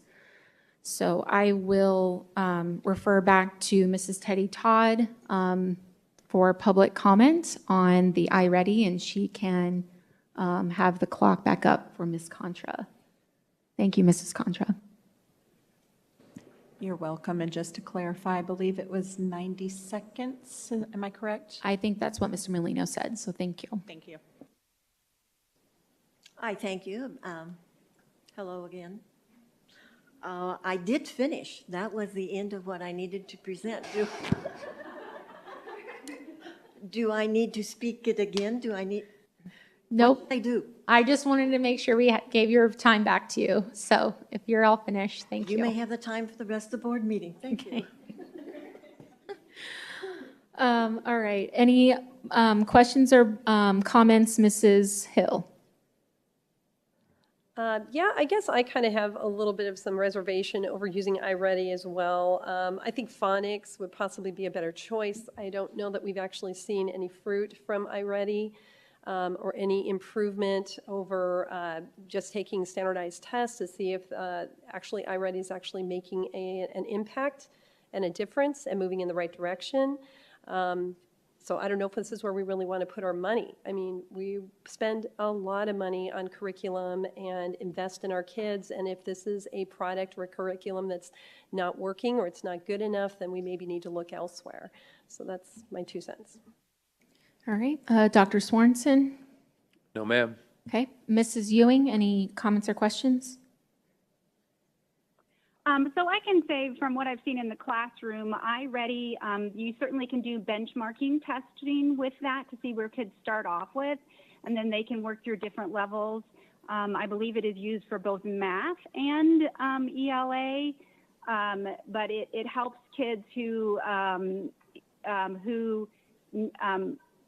need to have some more individualized learning, that they can be working through levels and so forth, and then they can take that test at the end. So I know there is certainly lots of data to show that kids are moving up, and it is helping them to learn skills, or maybe learn some skills that maybe they missed during like COVID or that type of thing. So I have heard from the teachers and the students that it has been very successful, and it does have a lot of data behind showing growth in the students for where they start and where they end, and items learned. So I do think it's one of many tools that are used in the classroom to assess our students. It's not the only tool, but it is one tool, and it does allow to have some individualized learning as part of it. So thank you. All right, thank you, Mrs. Ewing. The only comment I wanted to make is I've had the iReady with my own kids in their school, so I'm very familiar with it. But the only thing I have noticed is I've had a couple of teachers reach out who've been working in the district for a long time, that they do not see the iReady program as a beneficial tool for the kids in learning and reading. The examples that have been given to me is that the kids will just quickly go through, they won't even read the actual story, they'll get to the end and the quiz and just guess the answers. So I just have kind of concerns with it, and especially since I know previously we were using iReady a long time ago at just one specific school, is what I was kind of looking for, and then it grew to the whole district, and when we're spending $900,000, and what I'm hearing with those concerns, I just want to make sure that we're really utilizing it, and that if it's really not engaging the kids to where they're actually reading the story, and if I hear from the teachers that they're not really liking this program, that's a concern for me. So that's just kind of the only comment I was gonna make. Yes, Dr. Hernandez, I see you waving me. I was trying to finish my thought, so go ahead. Good evening again. Mrs. Hill, if I may address some of your concerns as well. So let me provide a little bit of overview. But as you know, I'm finishing my first year in the district and proudly beginning my second, and I can guarantee you that I am thoroughly evaluating all programs and resources to determine whether or not they have been effective in meeting the objectives from which they were selected in the district. And iReady being one of the products that's been in the district, it is being evaluated through the lens in which you have asked your questions. I would like to provide a little bit of background on how the district utilizes iReady. First and foremost, it is an assessment, and it is not standardized. It is adaptive in nature. And the district uses iReady's diagnostic functionality in order to meet the requirements of the Arizona Department of Education for Move On When Reading for K-3 in the diagnostic space. In addition to that, the iReady assessment serves to meet the requirements fulfilling for the Arizona Department of Education's K-3 diagnostic dyslexia screener. It helps us fill that piece that we are required to do. We utilize iReady for K-8 math and reading. So at the point of the adaptive assessment, it provides teachers with skill level information that supports them in knowing where children are ready to learn and the areas in which they have growth opportunities. From there, the teacher is able to adjust instruction to support based on what the children need.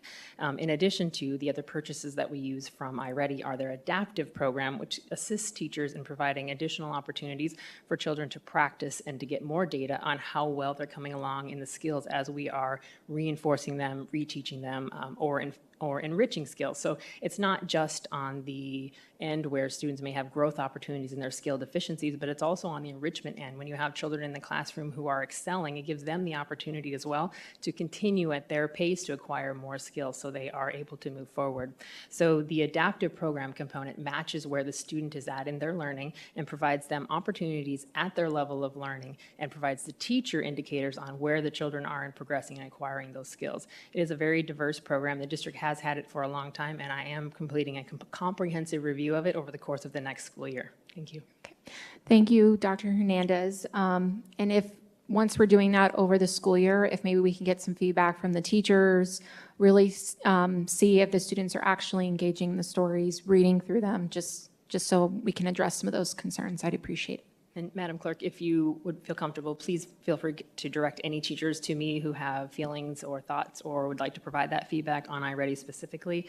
My background is diverse with assessment specifically, and I always love to talk assessment with teachers. Okay, thank you. And if I may, Madam Yes, Clerk, Ms. Myers. members of the board, to add context rather to this agenda item, it is a procurement item where we would need approval to treat this vendor as a sole source to continue to use them this new school year. In the past, Curriculum and Associates was covered through a cooperative contract, and that's how school districts were using them. That cooperative is no longer in place. So without approval, that would put the district in a position where, from a procurement perspective, we would not be able to continue or do that school year-long assessment that Dr. Hernandez mentioned. So I just wanted to draw your attention. This is technically a procurement agenda item. Thank you. Okay. Thank you, Ms. Myers. Any further comments or questions, board members? Mrs. Hill? I always think of other things. I just want to make sure that our district doesn't replace actual hands-on teaching with technology. It scared me a lot during COVID that we gave every single student a laptop. That actually was cringy for me. I did not like that. I don't think that's the best way to learn. It's definitely not appropriate for a kindergartner or first grader to have a laptop. They need to be hands-on. And I think kids usually work best without the technology. You know, obviously if it's computer science or something that, you know, you're writing a report on the laptop, I get it. But, you know, sitting down with a teacher or your parent and reading through a book is so much more beneficial than sitting down in front of a laptop. It just is, you know, and just opening a book instead of having this technology, which is kind of invading every aspect of our life. So you kind of have the love-hate relationship with it because we use it and we utilize it and it is helpful, but we don't want to, we're taking all of the foundational aspects of learning out of the context for our kids is what I think, you know. So I get very hesitant with all the technology. We keep adding more and more and more and it just becomes, you know, the kids are checking out, you know. I want them to be more involved. I don't want them to have the cell phones. I don't want them to have the laptops. I don't want all this technology. I think they learn better that way. My kid learned better that way. So that's how I base it off of. But I understand if it does have some benefits, but I think we just need to proceed with caution when it comes to the technological side of it. Any further board member comments or questions? All right, I just need a motion to approve 9.3, approval of Curriculum Associates, Inc. as a sole source provider of iReady, a learning systems for assessment, instruction, and support, and the associated maintenance and hosting for the 2022 to 2023 and 2023-2024 school years. I will motion to approve and ratify Curriculum Associates Incorporated as the sole source provider of the iReady supplemental online software for maintenance, support, and hosting for 2022, 2023, and 2024 school years. I'll second. Ms. Contra, we have a motion by Ms. Ewing and a second by Dr. Sorensen. Thank you, Madam Clerk. Dr. Sorensen? Aye. Mrs. Hill? Aye. Mrs. Rooks? Aye. Mrs. Ewing? Aye.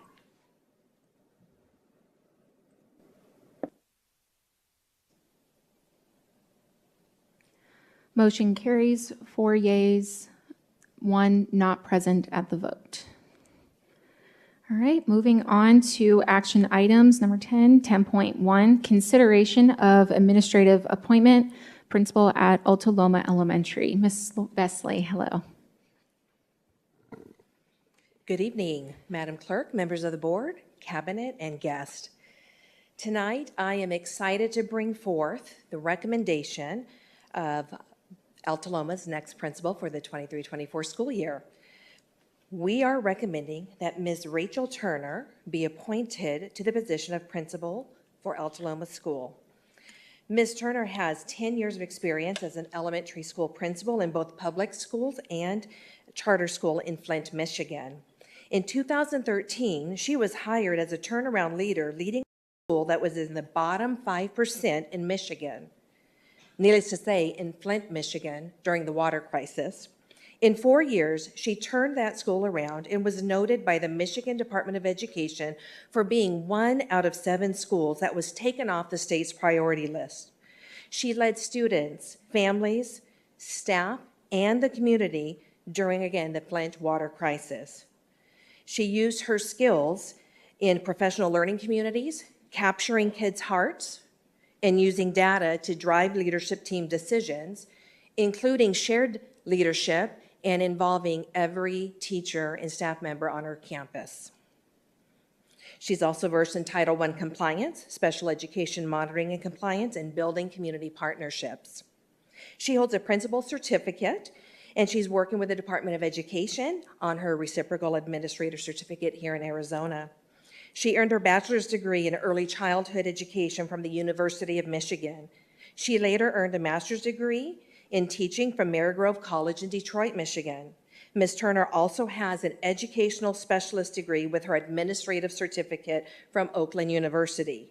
And if that's not enough, Ms. Turner is currently working on her doctorate degree in educational leadership and plans to complete her work this December. Ms. Turner was strongly recommended by the interview committee from Altaloma Elementary School, which consisted of teachers and classified staff members, as well as district administration. We are excited that Ms. Turner has chosen Peoria Unified as her next place to work. In fact, she's in Michigan right now, packing up and getting ready to move here while her husband stays behind to finish up his work, and he'll be moving here later on. So we do look forward tonight for your approval to bring Ms. Turner from Michigan here to Peoria Unified School District to bring her skills and expertise to Altaloma Elementary School. All right, thank you, Mrs. Vesley. So any comments or questions, board members? All right, so I need a motion to consideration of approving the administrative appointment for the position of principal at Altaloma Elementary School effective July 17th, 2023. I move to approve. I will motion. Oh, go ahead. Go ahead. No, it's okay, Mrs. Hill, go ahead. Oh, I apologize. 10.2.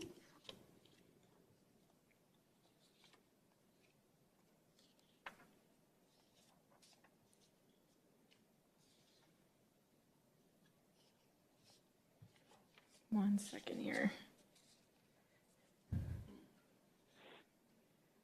I have here a 10.1 budget item. You know what? It would have been, yeah, since we moved stuff around. I apologize. So we do have public comment tied to this item, Ms. Vesley, so we'll hear from them first and then come back. So we have Vanessa Osline Blair, and I apologize if I keep saying your name wrong.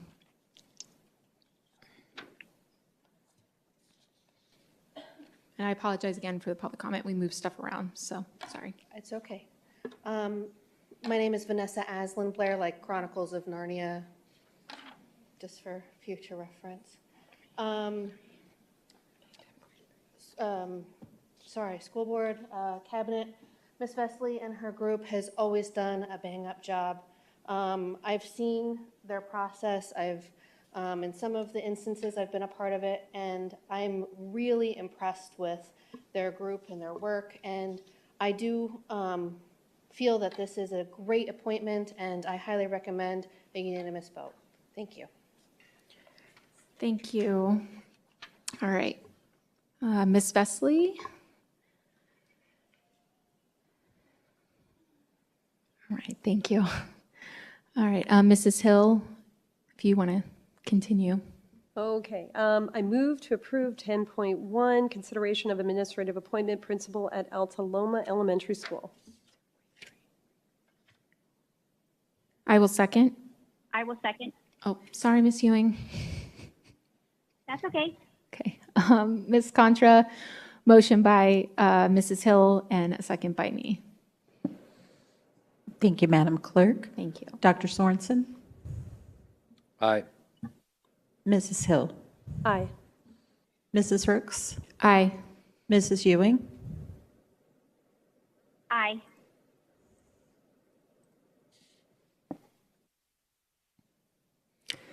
Motion carries 4 yea, 1 not present at vote. Thank you. Madam Clerk, may I make just one note that unfortunately, Mrs. Turner could not be here tonight because she is packing up. We did say July 17th. Unfortunately, due to the move, she will be coming here, we hope, on July 24th. She's working on getting those tickets. I just wanted to make that point of clarification. Okay. She's en route and will be here soon. All right, thank you for clarifying. All right, moving on to 10.2, consideration of administrative appointment, Executive Director of Facilities and Safety. And again, Mrs. Vesley. Well, thank you again, Madam Clerk, members of the board. Tonight, I'm bringing forth the recommendation for the Executive Director of Facilities and Safety. We are recommending that Dr. Colin Manahan be appointed to the position of the Executive Director of Facilities and Safety for the 2023-2024 school year. Dr. Manahan most recently served as the Chief Financial and Facilities Officer for the Bloomington Public School District in Illinois for the last 3 years. He also served as the Director of Facilities in Bloomington Public School District for 22 years. He shared with us on the phone that this past year or two that the school district did take both of those positions and combine them together. That's why you see that diverse area in Chief Financial Officer position, as well as looking at his work within the facilities area there. Dr. Manahan he does have extensive work and experience in facilities and engineering. He has most recently worked through the development and implementation, monitoring, and amending overall operating and capital budgets across 9 accounting fields. He also, over the course of the past 20 years, has provided administrative leadership on the development and completion of over 275 construction projects. Dr. Manahan has collaborated with architects and engineers and has authored multiple health, life, safety amendments with approved expenditures over $25 million. He's won several awards for his exemplary work in facilities and also finance. Dr. Manahan is well regarded and respected by his former colleagues in the Bloomington Public School District and will be bringing a dynamic energy here to Peoria Unified and our facilities department.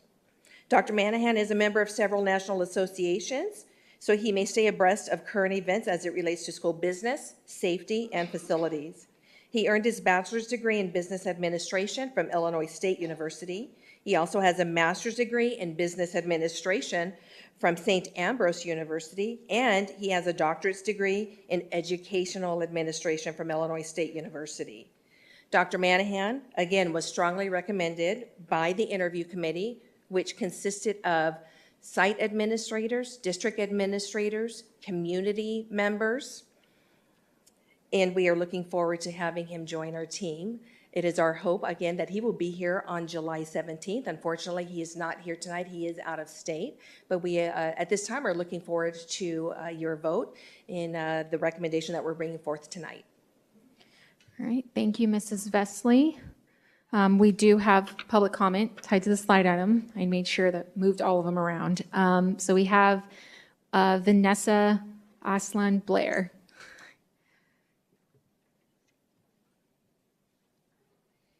School board members, cabinet, again, Ms. Vesley, her team is amazing. I know that Director of Facilities and Safeties is a large job, and he's got his work ahead of him, cut out for him. Not that we're an unsafe school district, it's just a large position, and he has a lot of things that we need to move forward with our SROs and things like that in the district. I highly recommend unanimous approval for this position. He has a stand-up resume, and I implicitly trust their team. Thank you. Thank you. All right. So if any further questions or comments from board members? Ms. Hill? Yes, actually, I just had a question with regard to his background in safety. There was a lot of information about business and finance and his ability to lead and management, but I don't think I caught any information about the safety aspect, and that's something that's kind of in the forefront of everyone's minds lately as far as obviously bringing forth more SROs in our schools and making sure we're safe and with school shooting issues, and so what's his background with safety? Mr. Molino, may I defer to you?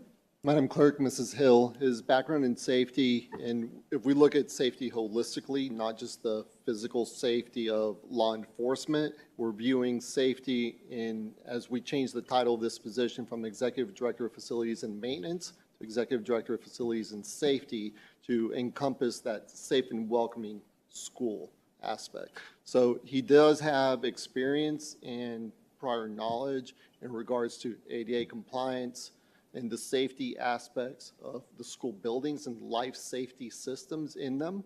As the way I envision this position and the way we change the job description, we're going to be expanding our safety footprint in regards to staffing, and this is one of the first steps.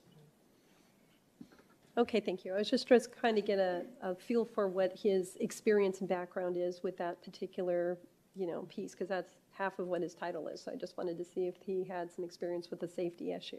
So thank you. Madam Clerk, Mrs. Hill, may I also just add that as we think about the facilities department, there are many areas to the facilities department. We also have our safety coordinator that will work hand in hand. And as Mr. Molino stated, that there are a few positions that have not been filled. As we bring on Dr. Manahan, we want to work closely with him to look at those positions to see how we can better utilize those positions as we start to build out that safety area that we know is needed. We know it's more than a one-man job, and so we have specifically chosen to wait to fill several positions to bring Dr. Manahan on to look at his area of expertise and to look at what that restructuring might look like. Okay, thank you for that. Appreciate it. Any other board members, comments or questions?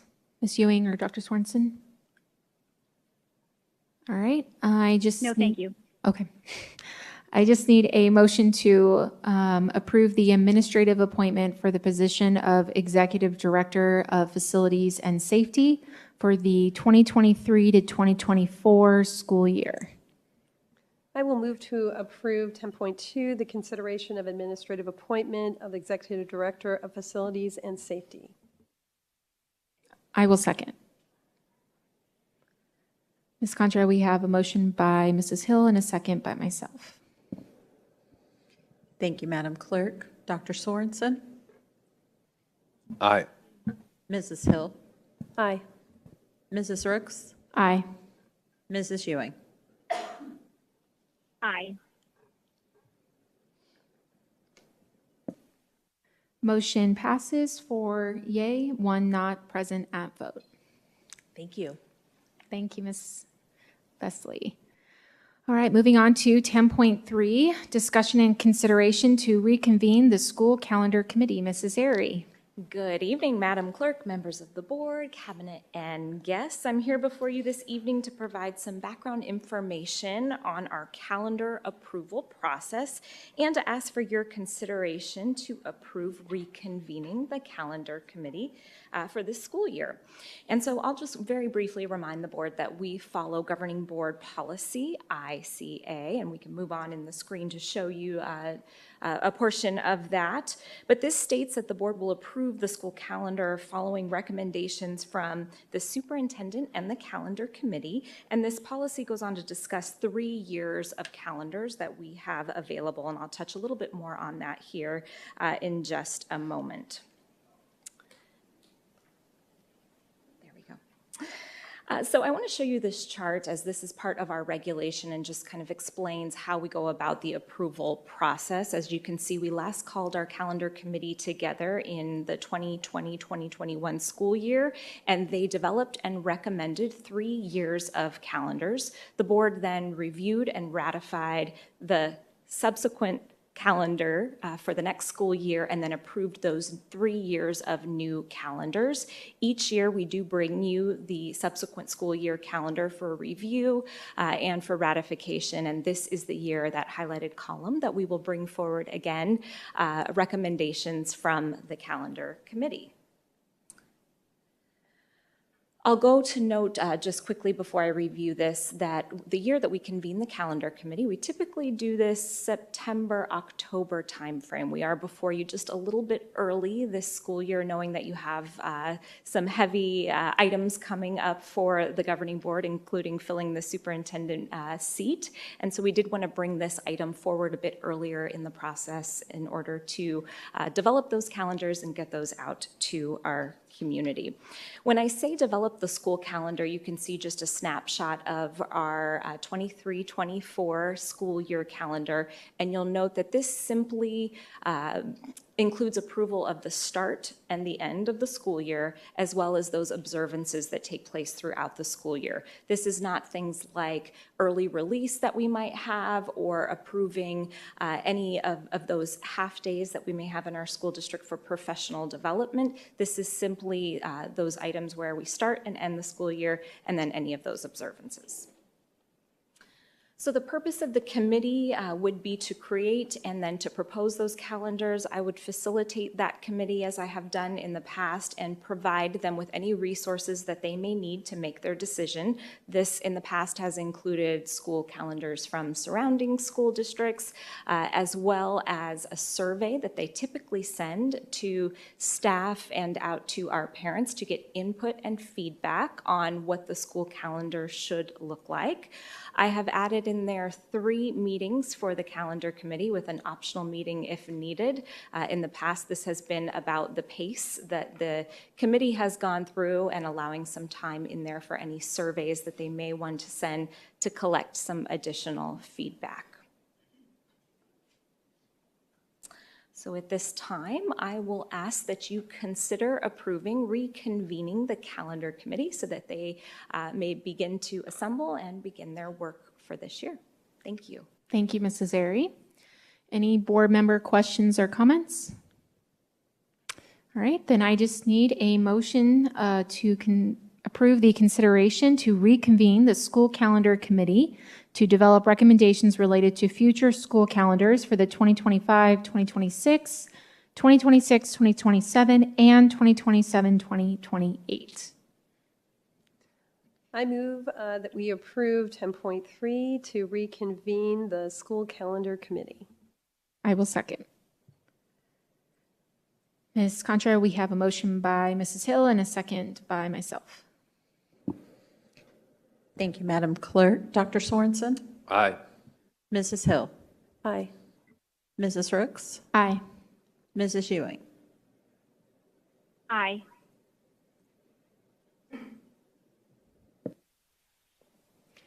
Motion passes 4 yea, 1 not present at vote. Thank you, board members.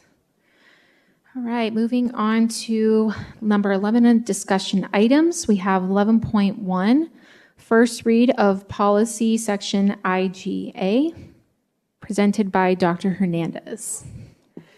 Good evening, Madam Clerk, members of the board. This evening's first read of policy IJA adds clarity to the requirement that textbook selection committees are subject to open meeting law. That is the summary of the additions for this policy, and I am available to answer any questions you may have. All right, thank you. Any board comments or questions? All right, I don't think we have any questions. So we will move on to 11.2. First read of policy section IGD, also by Dr. Hernandez. Good evening, Madam Clerk, members of the board. This evening's first read of policy IGD adds clarity to the requirement that textbook selection committees are subject to open meeting law, and I'm available to answer any questions you may have. All right, thank you again. And board members, questions or comments about this policy? All right, moving on to 11.3, first read of policy section IJJ. Dr. Hernandez.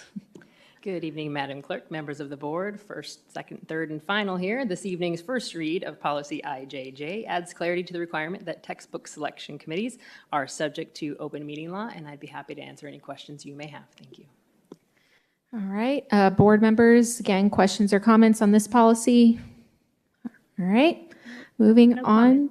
Mrs. Ewing, do you have any questions or comments? No, I'm sorry. I was just letting you know, no question. Okay, thank you. Moving on to 11.4, first read of policy section JLCD, presented by our new Chief Student Support Service Officers. Welcome. Thank you, Madam Clerk, members of the Governing Board. I just wanted to quickly provide a summary of some of the changes specific to the Governing Board policy JLCD for you. It really is statutory components specific to seizure management plans. Just wanted to notify the Governing Board that I have spoken directly with Lisa Alexander, our lead nurse, more so because I've been employed here for 5 days to get her expertise. She assures me that we will be able to adhere to all of these policy advisories. Available for any questions, and Lisa is not, so wish me luck. Okay. All right. Board members, questions or comments? Mrs. Ewing, any questions or comments? No comments or questions at this time. Thank you. Okay, thank you. Nope, just good job presenting, and I did read through it. It looks really good. I like all the things that we're adding in there. So tell Ms. Alexander, thank you. All right, that concludes our discussion items. Moving on to 12.1 of a report on upcoming meetings and events. Mrs. Airy? Good evening, Madam Clerk, members of the board, cabinet, and guests. I do just want to highlight a couple of things on upcoming meetings and events. First is our opening of schools, and this is a time-honored tradition here in the Peoria Unified School District. Can look a little bit different each year, but this year we will be celebrating at all 7 of our high schools in the district and inviting their cluster schools in to kick off the new year all together. We certainly invite our governing board members to join us, and you should have received that schedule in a past report. If you do plan to attend, if you would just please let me know so that we can plan for your attendance at any of those events. We hope to see you there. I also want to, of course, share with you the most exciting event, which is the first day of school. It's fast approaching, and I want to just give some praise, especially to our academic support team as well as human resources, because I think that they are just working nonstop to make sure that our teachers are properly trained and ready to start the new year with their new curriculum, and to make sure we are properly staffed to start the new year. So I want to thank them and let you know how excited we are for the first day of school. So thank you. Awesome. Thank you, Mrs. Airy. All right, moving on to 12.2, legislative, state, and local updates. Mrs. Myers? Thank you, Madam Clerk. Members of the Governing Board, I do not have a report this evening. Thank you. Thank you. 12.3, budget, facilities, planning, and construction report is on our website. Moving on to 13.1, other business, board member opportunity to readdress agenda items. Mrs. Hill, would you like to readdress any agenda items? No, thank you. Okay, Dr. Swanson? No, ma'am. Mrs. Ewing? No, thank you. Okay, I do not want to address any items as well. Moving on to 13.2, request for agenda items for future governing board meetings. Mrs. Hill? I guess I would just like to ask again to have a discussion about integrating an equivalency test for kids coming up through the years to make sure that they are able to actually progress from level to level. All right. Mr. Molino, did you catch that? Yes, ma'am. Okay. I will second it just to see. Madam Clerk, I just wanted to verify or clarify for the purpose of the attachment that is on there. So would you like me to place it on there a second time, or is this the first time acceptable? I guess I'll refer back to Mrs. Hill and what she wants to clarify with it if it's on the sheet there already. I guess I just wanted to make sure it was, that it's going to actually happen and make it to a future meeting, because I've been asking for it to show up at a future meeting for a while now. So just reminding everyone that I wanted to see it on an agenda. Okay. Thank you for that clarity. Yeah, okay. All right, Dr. Sorensen. No, ma'am. Okay, Mrs. Ewing? No, I don't have anything today. Thank you. Okay, thank you. I just had a couple, and it can just be Friday reports is totally fine. I know landscape company, what we currently use, how long have we had the contract? Because I know there's been a lot of employees, parents, community members bringing up the schools and the landscape. So I would definitely like to have that in our Friday report as one request. I don't know, I think I would need a second for a Friday report. Sorry. No? Okay. I can second that. Okay, thank you, Mrs. Ewing. And then I also just had another Friday report. I was looking for an answer on whether or not the Synergy program that we currently use, if the district can pull student information from the Synergy program to give to outside agencies or state or federal government without parents' knowledge or consent. So I know that was a long question. I can repeat it if you need, Mr. Molino. Sorry. Madam Clerk, just to clarify, you are asking whether for the Synergy program and the student data in it, if we can give it to third parties? Yes, or either federal or state government with at least not acknowledging parents, like letting them know that you're doing that, or parental consent, kind of just how that works. And that can just be Friday report too. Understood, thank you. Okay. And I believe I just would need another second with Friday report. I will second. Thank you both for reaching. Thank you, Mrs. Hill. All right, and that can go down to 14.1, adjournment. I just need a motion to adjourn our meeting at 8:17 p.m. I move to adjourn. I will second. Ms. Contra, we have a motion by Ms. Hill and a second by myself.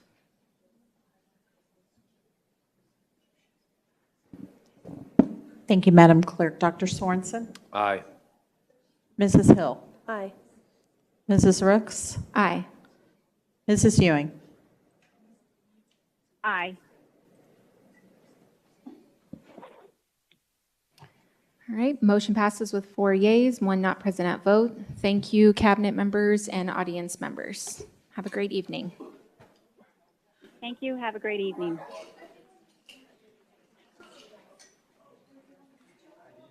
Unknown.